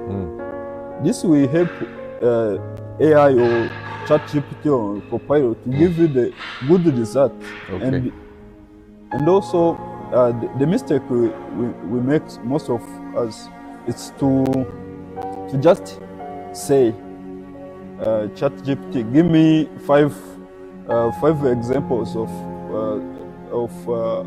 a business plan, for example. Okay. The ChatGPT cannot know what is the business plan. The business plan is for which industry, yes. Which for industry, which business, and what is the business model behind it. Yes, of course. But when you say, please, ChatGPT, I have been working on this project, and I need to get a business plan of this project. It is based on, for example, agriculture. It will have implementation of 4 years.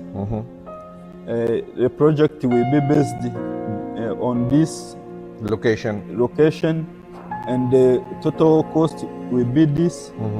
ChatGPT will give you, or any AI tool will give you the good structured business plan. Okay. So on my side, I think that will be the good way.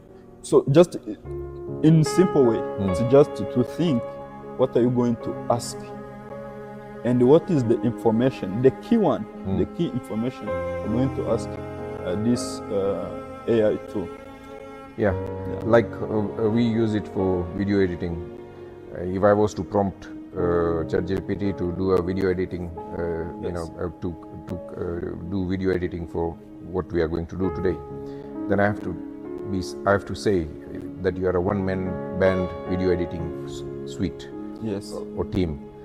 You will need to do the prompts, you will need to do the captions, you will need to do the thumbnails, you will need to do this, you will need to do that.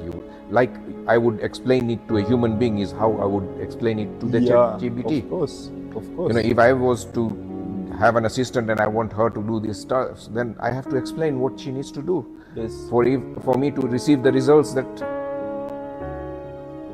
that will be satisfactory. Yes, of course.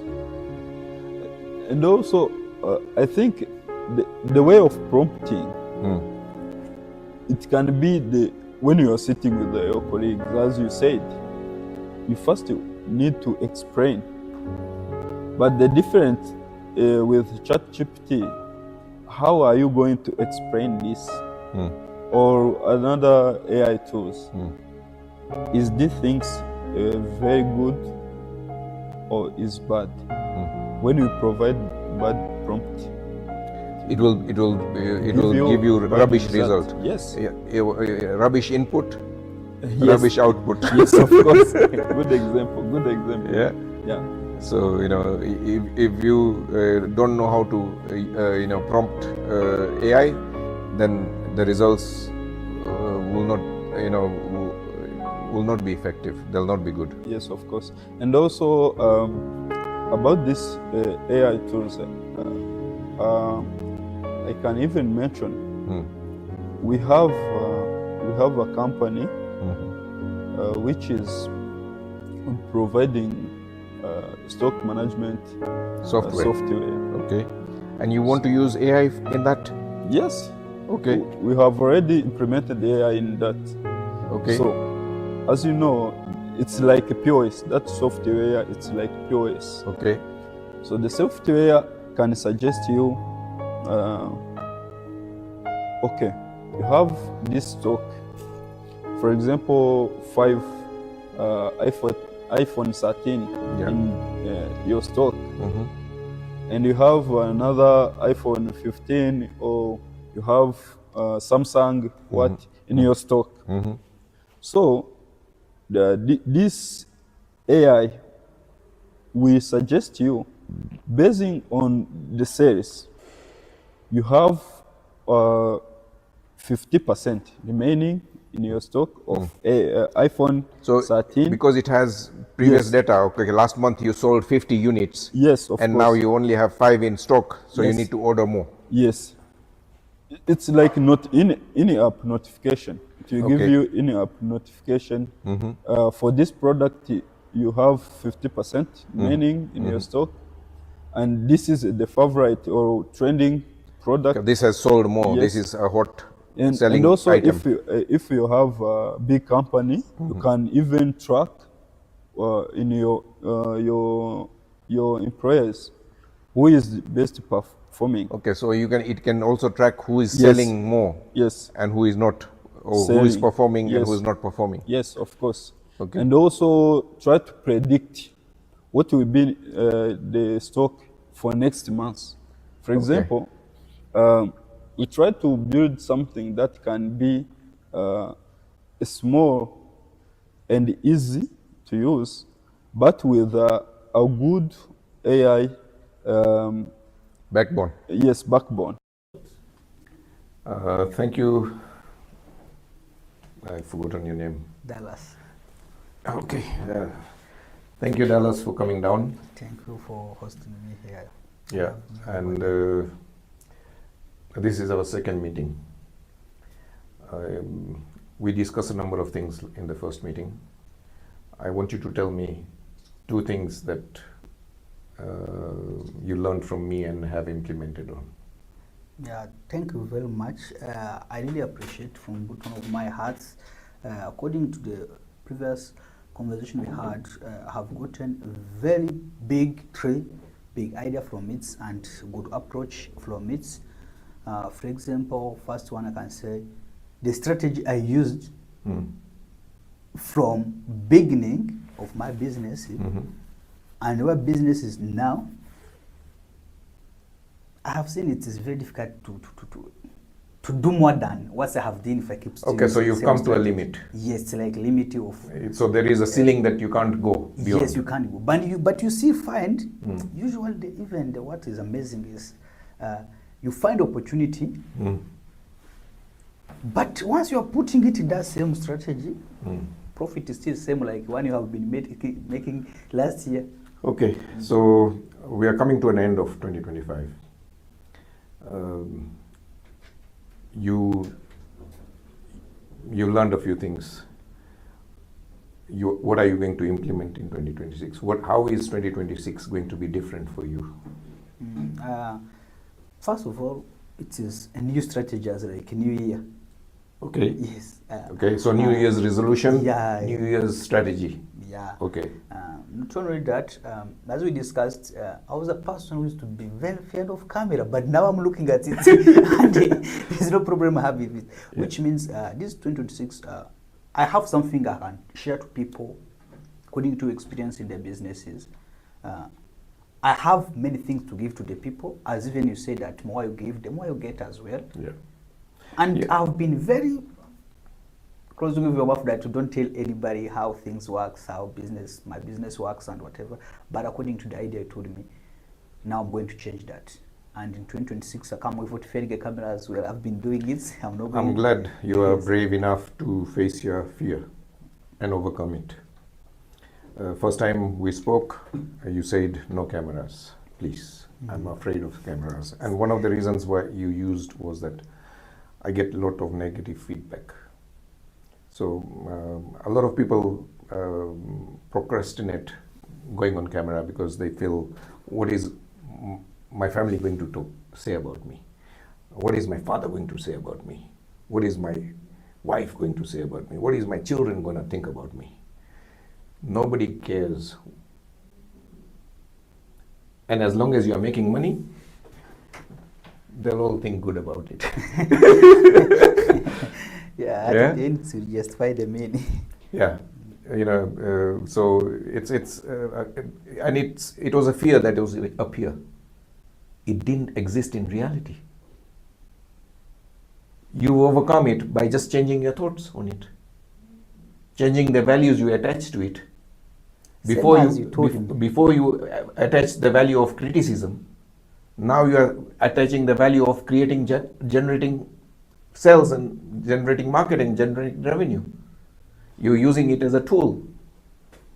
So that's one thing.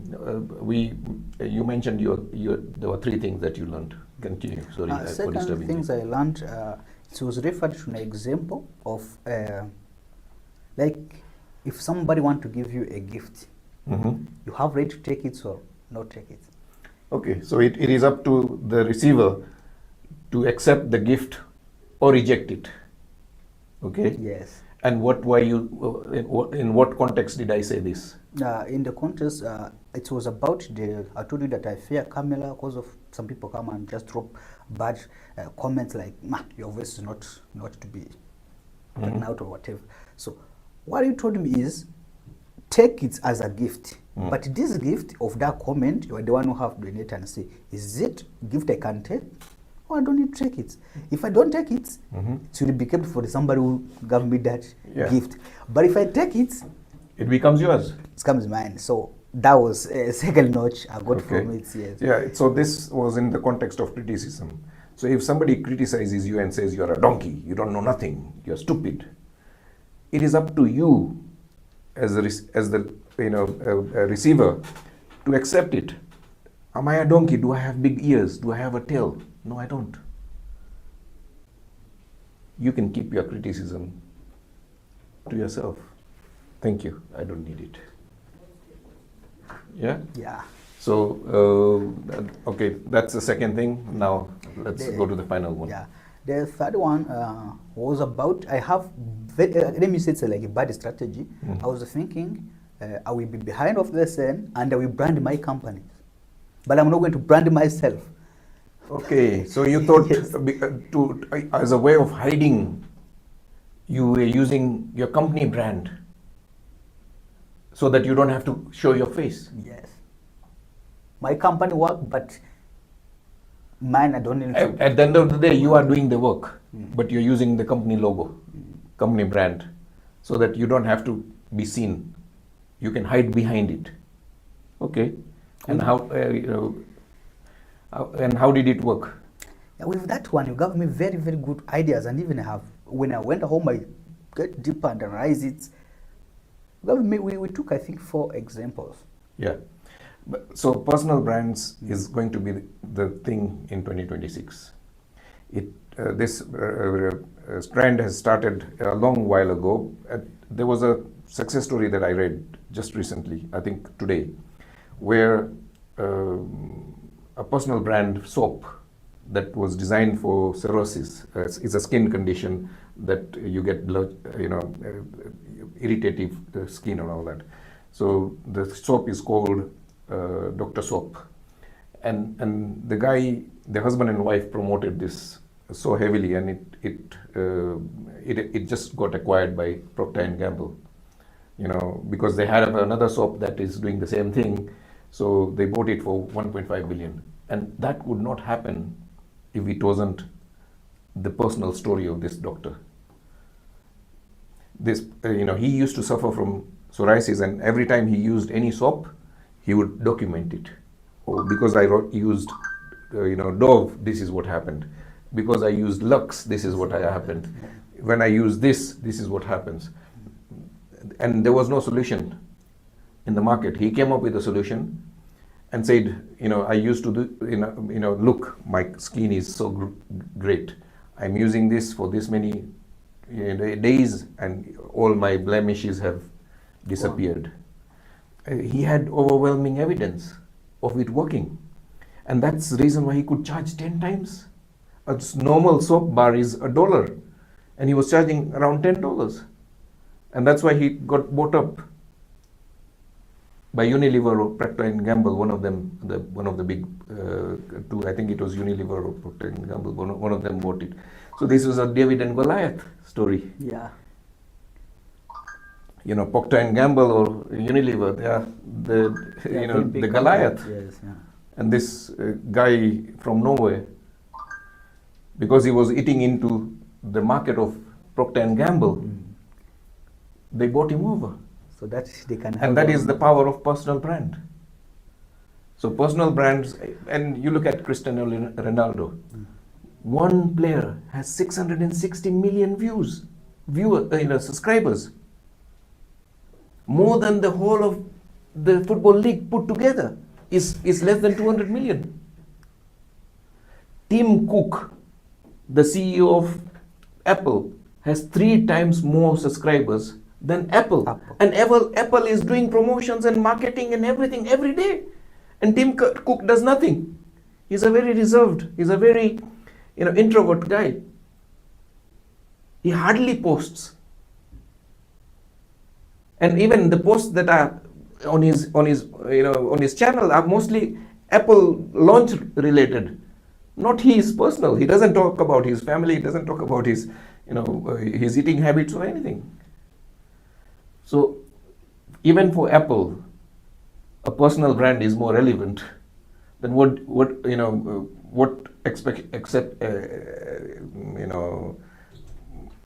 why should we be any different? If for football, Cristiano Ronaldo is a better ambassador than Manchester United or Real Madrid or whatever, for your own product, for your own services, there is no better ambassador. There is no better sales and marketing person than you. And they'll connect more to you than your brand, than your company brand. Because a company is not a person. The company has no eating habits. The company has no lifestyle choices. You do. And that's why people connect to you. Because you are a human being. Tim Cook is a human being. That's why they connect to him, not to the Apple brand. So personal brand is going to be the next big thing that is going to blow out in 2026. If you don't have a personal brand strategy, then you'll be left behind. And if you need any help on that, we can help you at B2A system. You also delayed the launch of your products. Yes. Why? I wanted to make it perfect, like 100%. But that perfection, I'm trying to... What is the product? Tell the audience what the product is and why you delayed it. Yeah, I have a product called Booker.life. It is a marketplace that provides accommodation to worker, renter, photographer, spa, massage, and manpowers and skilled laborers. Mm-hmm. Yeah, and it's a lot of things. Yeah, it's a lot of things. Yes. In one platform. Yeah, in one platform. One website. Yes. Okay. We tried to launch it because we wanted to make it perfect. But the issues with, according to the correction I got in from you, was, are you making it perfect for who? Mm. You are not a client, you are a provider. Mm. Where are you getting the ideas for what the client will need? If you don't launch and the client gives you the reviews that maybe this one is not working good, this one is not working good, then you collect. How are you going to position yourself as the producer? As a client. Yes, as a client, yeah. and also act as a producer, which means I'm making my brain to overthink, Yeah. while even is a long door. Yeah, so a classic example is Apple launched Apple One. Apple One was an inferior product. iPhone 17.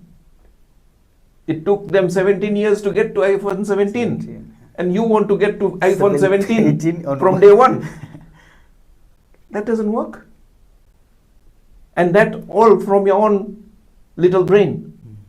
You can launch it, do a beta testing with 500 or 1,000 people, and they'll give you the feedback. Oh, this works for me. This doesn't work. Oh, this one has this glitch. This has this problem. Oh, whenever I'm booking an accommodation, I don't see this or I don't see that. That's a far superior. You will be able to make a far superior product much faster by doing this. And if you build something that is perfect in your brain and you go take it to market and the market spits at it, what are you going to do? Yeah? I'm gonna use that strategy you told me. I will look for what the client are saying. I see what we can create. So I see even what can fit, because other things is I don't think like anything client tell you, you have to do it.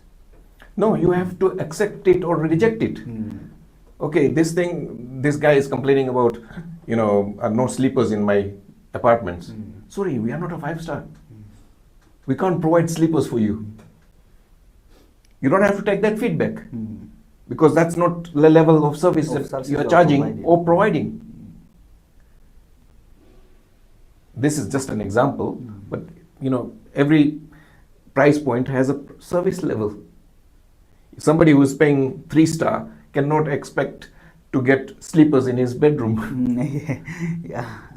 Or like the breakfast they might provide on the 5-star hotel. If you come and expect it, it will be a continental breakfast. Bed and breakfast served. Yeah. Yeah, it's gonna be. Which means you have to vary how much you are paying according to the services you are receiving. No. People deliberately chose 3-star because they wanted it to save money, or they didn't have the money to pay for a 5-star. So if they have paid 3-star money and expecting 5-star service, there is some mismatch.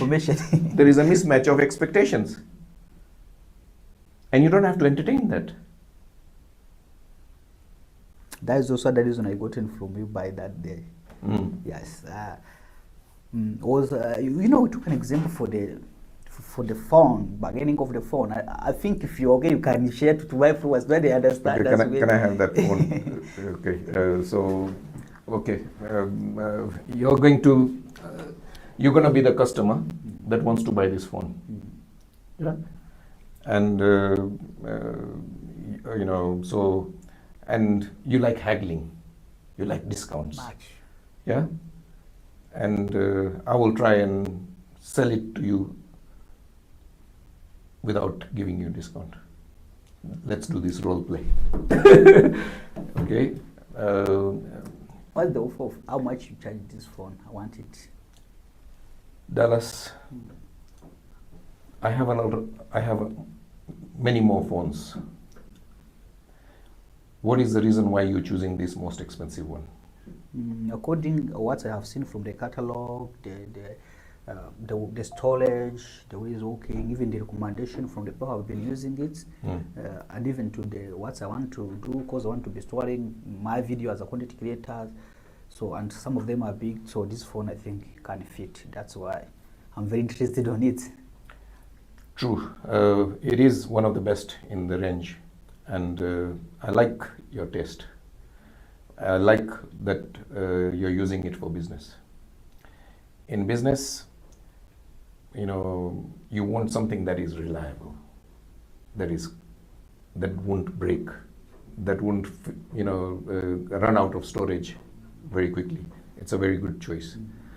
Yeah. So, but I'm also glad that you're not using the D word, the discount. This is one piece I have in the store. I have 3 clients waiting. No, please, I need a discount. I need a discount, please. Because the person who gave me, the one who bought it last time from you, So he told me how much he bought it, and I think there is no long time past. So I think you have to try and give me a discount. I will do even a recommendation for many people as well. So that they come back. Thank you for the recommendations.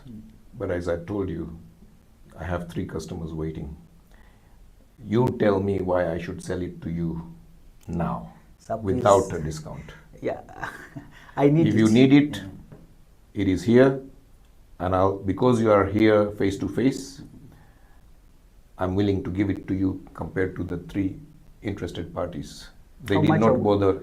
How much you wanna charge me for this? The original price is 700. You and I have agreed to 500. This is the deal now. If you leave now, that deal is gone, and I'll sell it to somebody else. Sir, please have 400. I'm afraid no deal here. Please come. You can come back when you have the money. I really needed it. I really need it. Sir, nothing you can do on it. Maybe try go down small. You're trying very hard, and I'm not going to entertain it. Okay, let's make a deal, and maybe leave all those other packages like. Okay, I can give it to you for 490, but you have to shake on it now. Just $10, sir. Yes. Deal. Thank you. I like people who are decisive. Okay, now let's do a review of what happened. This situation is faced by most retailers every day. And every time you discount a product, who is getting the short end of the stick? Most time is seller. Seller. Why? Because he's cutting into his margins. Yes. And with most technologies, the margins are very thin. Yes. And sometimes you go out of your way to please that customer, to get their money. But because you've discounted it so low and the person doesn't value it, they'll start coming with complaints. Oh, you sold me this and it doesn't do this, blah, blah, blah. And many times, even after giving discount, you see the customer walk away. And you've spent half an hour convincing that person. Why? Because you devalued yourself. By giving discounts, you're devaluing. And if I gave you a discount and it was only £10, but I want you to check on it now and give me your credit card. Don't be shy. Once the deal, the handshake is done, ask for a payment there and then, or else that deal also goes away. Which means you don't have to be shy in the money. No, okay. Supermarkets charge you fixed prices. Why are you paying? A lot of African supermarkets, are using fixed price policies, and a lot of customers are going to that. They are tired of haggling. They are tired of negotiating. They are tired of confusion. Supermarkets can charge fixed prices because they have fixed amenities. They provide you with a car park, they provide you with a trolley, they provide you with a bag, they provide you with an air-conditioned supermarket.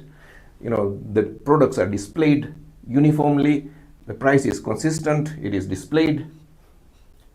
When you go to a supermarket, you don't think of bargaining. Even many of us have started to just be taking without even looking at the price. Yeah. Because of clarity of message, clarity of pricing, clarity of purpose. If you want, you buy it. Or else you can go somewhere else. And when you really need it, you buy it at any cost. Yes. Yeah, so don't need to entertain discounts. Yeah, but you have to show that, okay, there was a reason why I said, I deliberately used, why did you choose the most expensive one? I deliberately made it, I only have one piece. There are 3 customers waiting. It's to create urgency. It's to create scarcity. Yes. Lack of availability. If you want it, this is the price. And leave it up to the customer to decide. Why are you going out of your way to please him?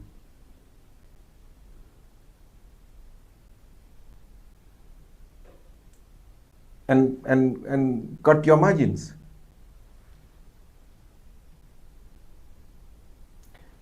There is no growth without profit. If you want your business to grow, then you need to sell things with a profit margin built into it. If you discount your profit margin and expect to grow your business, that's not going to happen. Yeah. So, thank you for this role play, and I'm glad that you reminded me of it. I think it will be a useful tool for the audience, I hope they implement it in 2026. We are recording this towards the end of 2025, and I hope this small interaction was valuable to you all. Thank you. Thank you very much. In this world of social media and content media, it's getting harder and harder to make people stay on your content. Yeah.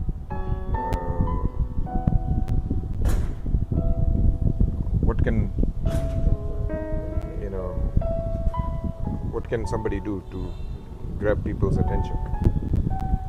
Let's say you're selling fitness. Yeah. How would you sell it online? If I was selling fitness, I would try to stop people scrolling by posing a question, something like that. Okay, pose a question. Pose a fitness-related question. I know people who can climb stairs and women who have trouble getting to wedding dresses.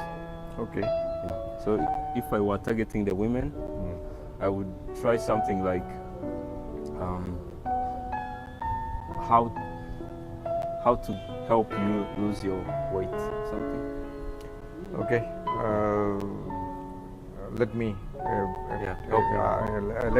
Let's change roles, and I'll be the salesman and you'll be the woman. Yeah. Yeah. Or you'll be the ideal customer. Yeah. So if I'm selling a gym membership or a fitness coaching program, then I need to have overwhelming evidence of being fit. So I need to have a six-pack. Yeah. If I'm going to sell fitness, then I can't have a beer belly. Yeah.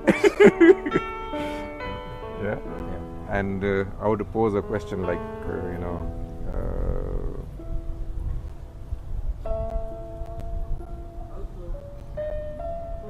there's an upcoming wedding, and you feel that you're not going to fit into the dress.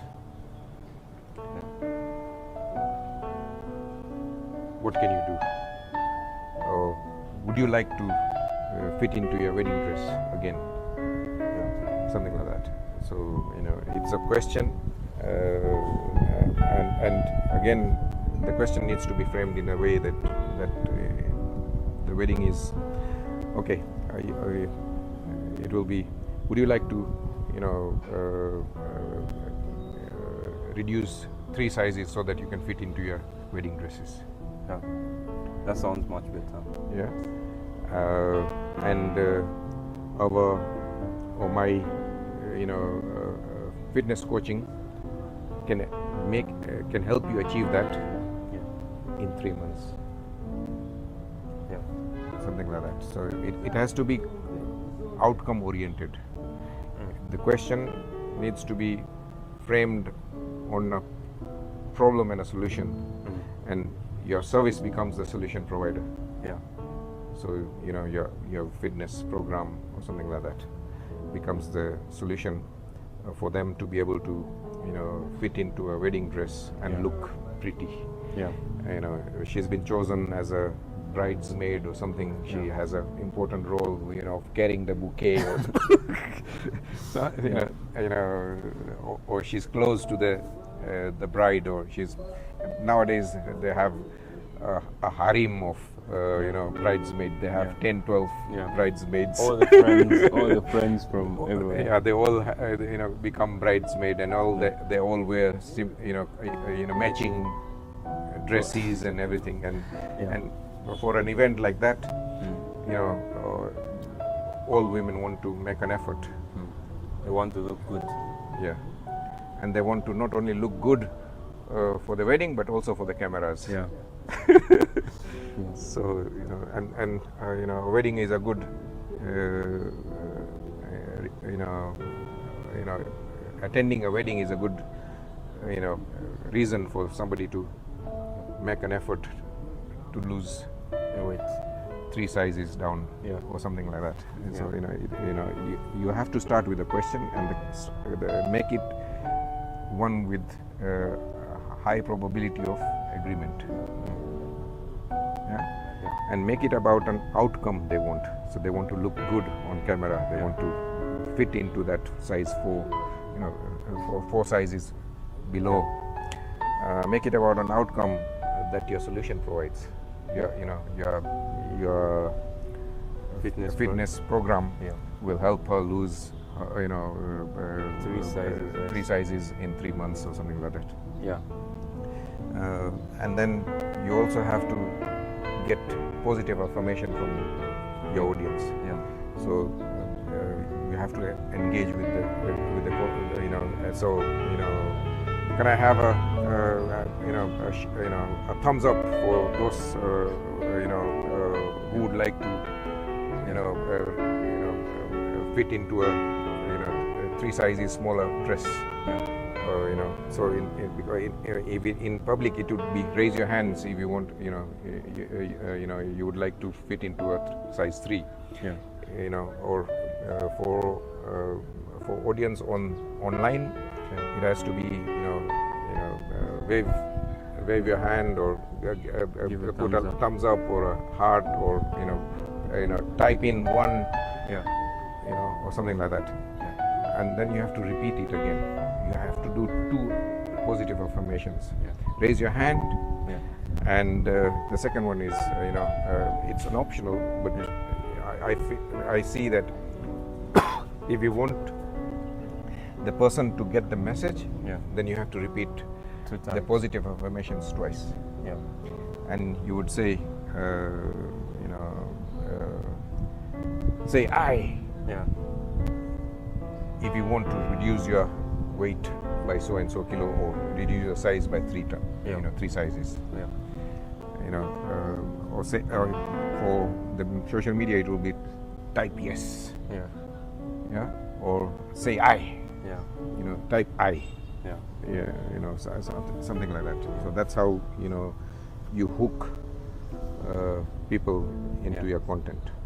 And this same format can be used in live presentation, it can be used on social media, and it can be used also on written text. Because what happens is that questions force the audience to answer, to start answering it. It engages with the audience much faster than anything else, than saying boring facts. Being healthy is so nice, is so good for you. Being healthy, you will lower your cholesterol, will lower your blood sugar, will we all know it. But that's not gonna keep people will scroll away. It has to be something engaging, it has to be something something that has a sense of urgency. It's not about lecturing, it's not about it is something that is a goal oriented, an outcome oriented, an outcome they want. We all want to lower our cholesterol, but we know that just being fit is not going to lower your cholesterol.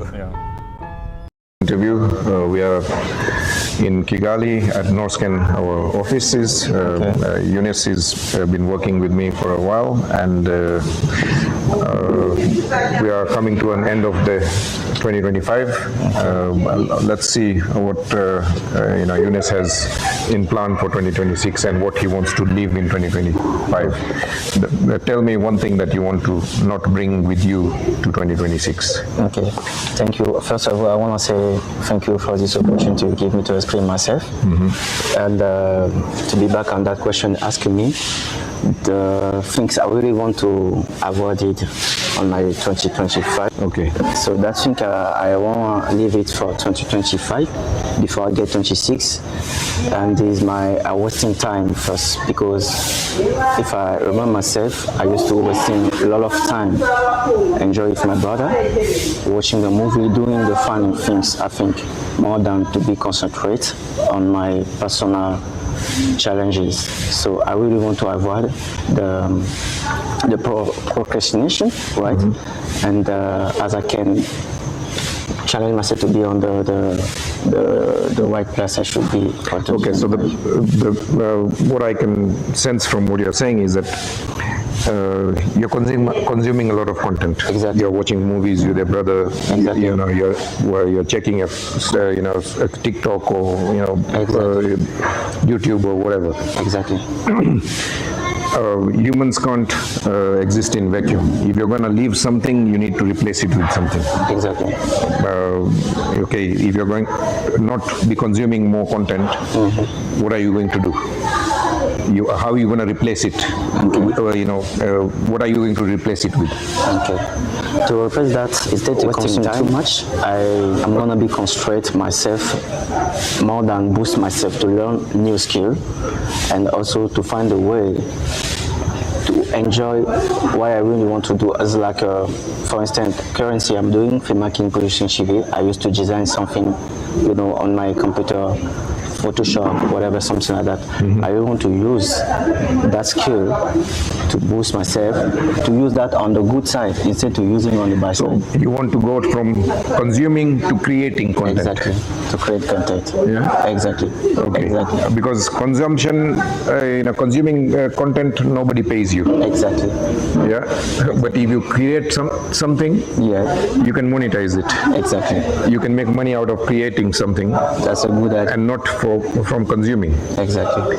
Nobody gives you money to watch TikTok for 2 hours. Exactly.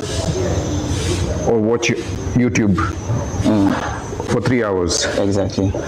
But if you did create some content and you published it, we can help you monetize it. Okay. So that means we can help you monetize whatever I'm doing. Monetize your creations. Exactly. Not your consumption. Exactly. Nobody can help you monetize your consumption. Exactly. Okay. Yeah. Okay. But somebody can help you monetize your creations. Exactly. Yeah. So okay, you wanna. So that's a good goal. Okay. I like that goal. Okay. Okay. Now what? That's what you are going to leave. Okay. And what you are going to create. Okay. Second thing, what you wanna do in the new year. So that thing I expect to do on 2026, I mean the New Year's, I really want to target my God.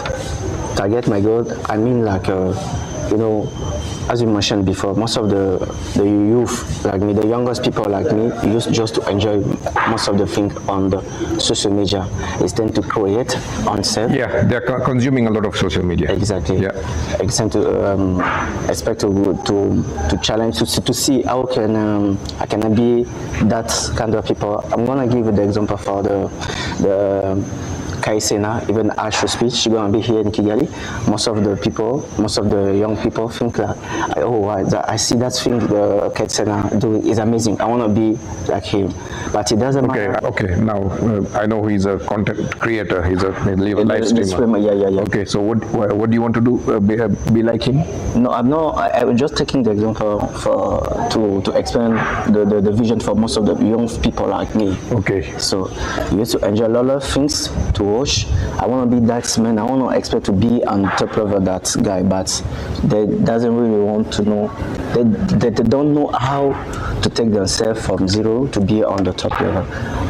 Okay, everybody suffers from this dilemma. They want to be like their idols. They want to be like their, superstars. Exactly. But it's a pipe dream. Exactly. You think, I would like to be like that, but what actions are you taking to get there? Just dreaming is not going to get you there. You need to, you need to make it happen. Exactly. You need to, so what steps are you taking to get there? The way you should follow to. You need to have a roadmap to get there. You need to have, just a dream, just an idea. Okay.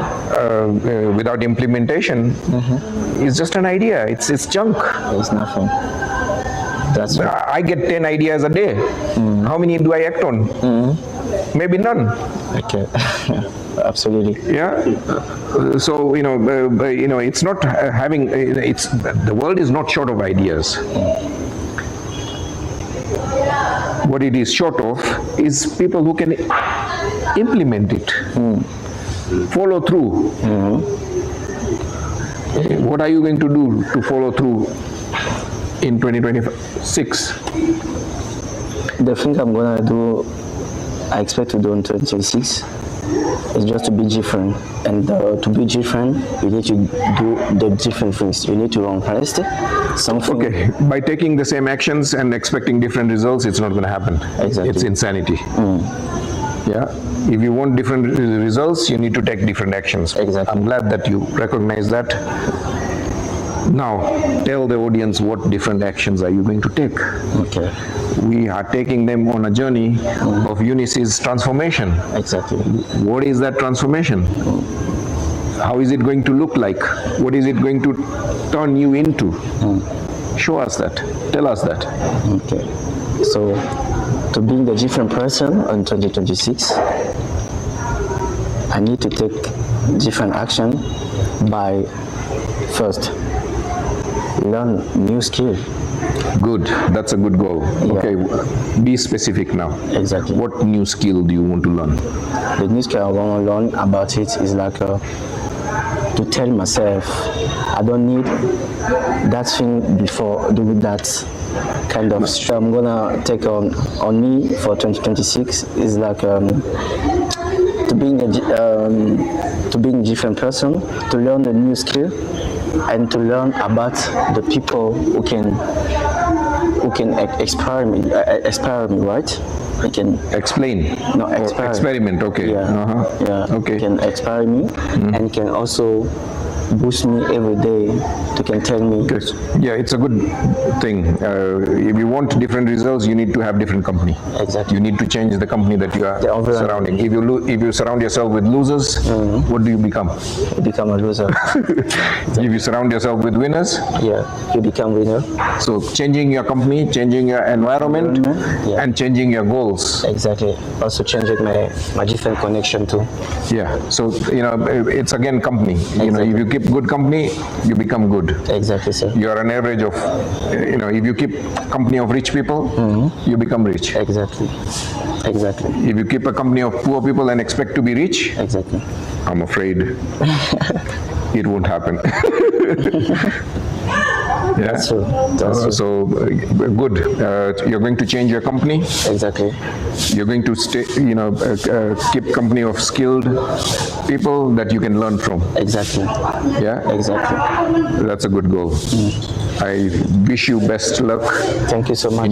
In your endeavor. Also, I encourage a lot of people, a lot of younger people like me, to challenge themselves, to avoid the wasting time. Thank you, Harish, for coming down. Tell us what you do and where are you from? Oh, I am Latali Vares from Cameroon, and I am a food technician. So I do everything from food processing, food preservation. And today I just met with Harish, and he wanted us to discuss about a very concerning matter. So Yeah, I came across a number of. Rwanda has become famous for exporting chilies, dry chilies, red chilies, and but they're not getting premium prices.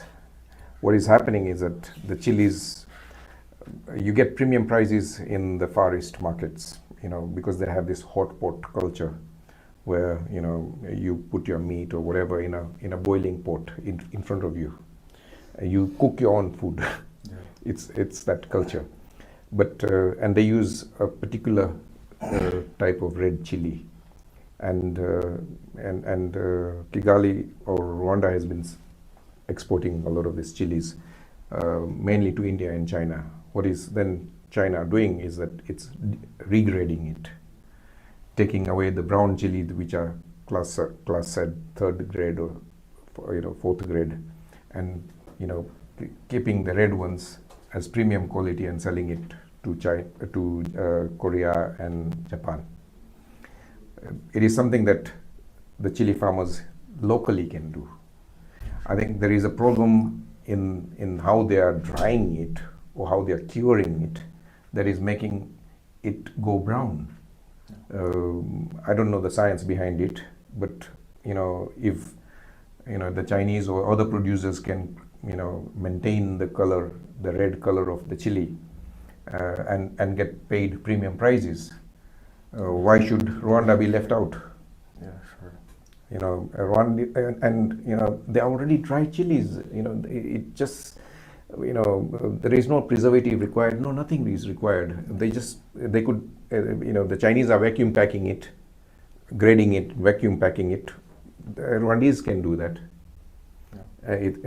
You've been in packaging, so tell us about what entails in vacuum packing. Okay, so first of all, to start with, the browning process starts from the harvesting. So chili is something that is really affected by the sun. Okay. Yeah, so when you're harvesting is it sensitive to light? Yeah, or sure. to heat? Which is it? It's sensitive to UV light and visible light. So UV light and visible light kind of cause some breakdowns in we call them like polyphenols. Okay. Yeah, it causes some breakdowns and it starts changing the color. So from the point of harvest, there's kind of like a degrading that already starts. So as soon as it is off the plant, or Exactly. The process of degrading it already starts from that point in time. Okay. So from the harvesting, they have to make sure they kind of harvest and keep it in like dark containers or dark containers. polythene or something. Exactly. Okay. So that the sun doesn't like kind of affect the product. So they need to put in a dark room. Yeah, in a dark room. Like Okay. the plants, I mean, I don't know how they harvest it, but the plants need to be kind of like covered. No, the plants are in open, but they have picked up the chilies. Yeah, I mean now they are taking it into a drying facility. The drying Exactly. facility needs to be covered. Covered. Yeah, that's the first thing. Okay. Yeah.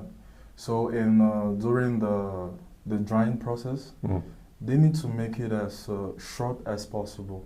So they need to shrink down the drying process. So if they need to get to 6% humidity, they need to get that instead of waiting for a week or 2 weeks. Exactly. They can do that like in 2-3 days. Okay. Yeah. So because we have a common misconception about drying. Drying is not mostly a problem. Heat is not the heat is not the main. No, temperature is not the issue. Yeah, temperature is not the issue. The main issue about drying is ventilation. Okay. So we can do that like at room temperature, but it needs like some very good ventilation. So if somebody did a cross ventilation, they pump air from this side and suck it on the other side. On the other side, yeah, that way. Because what happens is that as much as the chili is liberating like water, it needs like ventilation to. So as soon as the water comes out of the carcass of the chili, it needs to be blown away. It needs to be blown away for the drying process to go up to shrink very fast. Okay. Exactly. So it's not about the heat; it's more about the ventilation.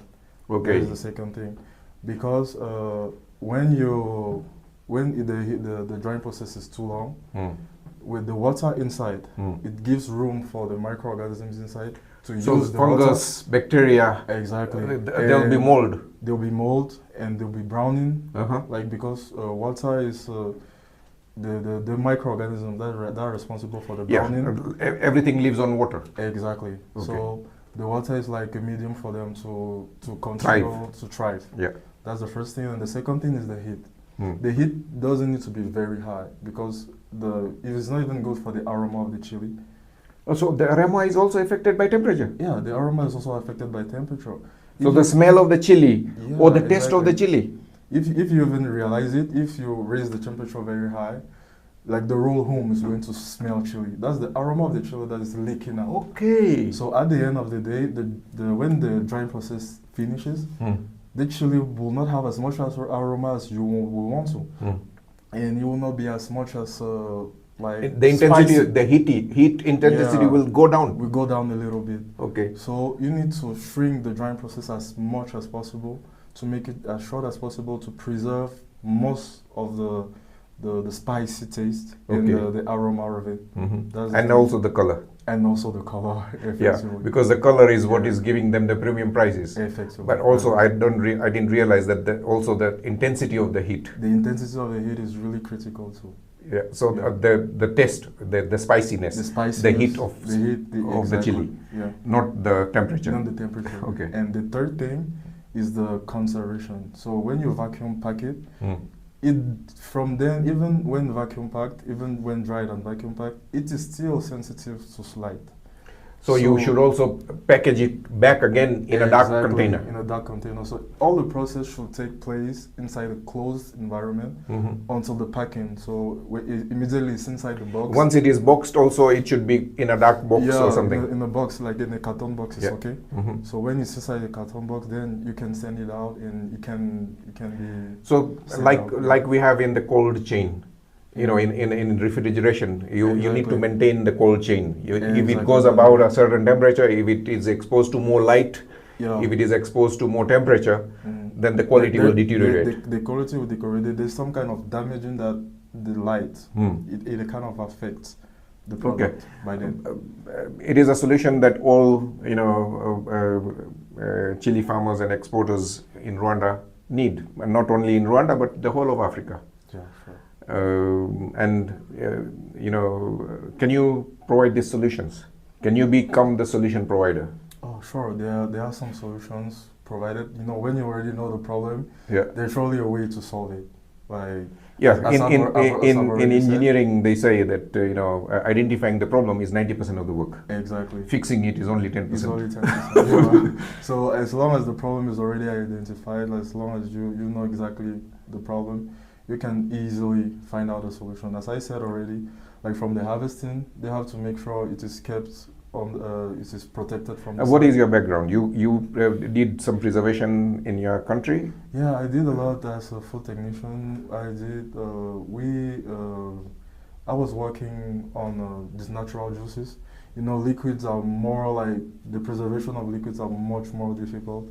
So we were making a lot of natural juices, and we weren't using preservative in any way. So you had sugarcane juice, apple juice, orange juice. Exactly. And we weren't using any preservative, and we could hold the product for like a year.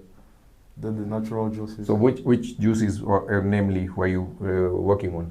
We're working mainly on pineapple juice. Okay. That was the main product that we're working on. That has a lot of sugar content. Exactly. But we were capable of preserving it for like a year without using any preservative. That was really at the start of it.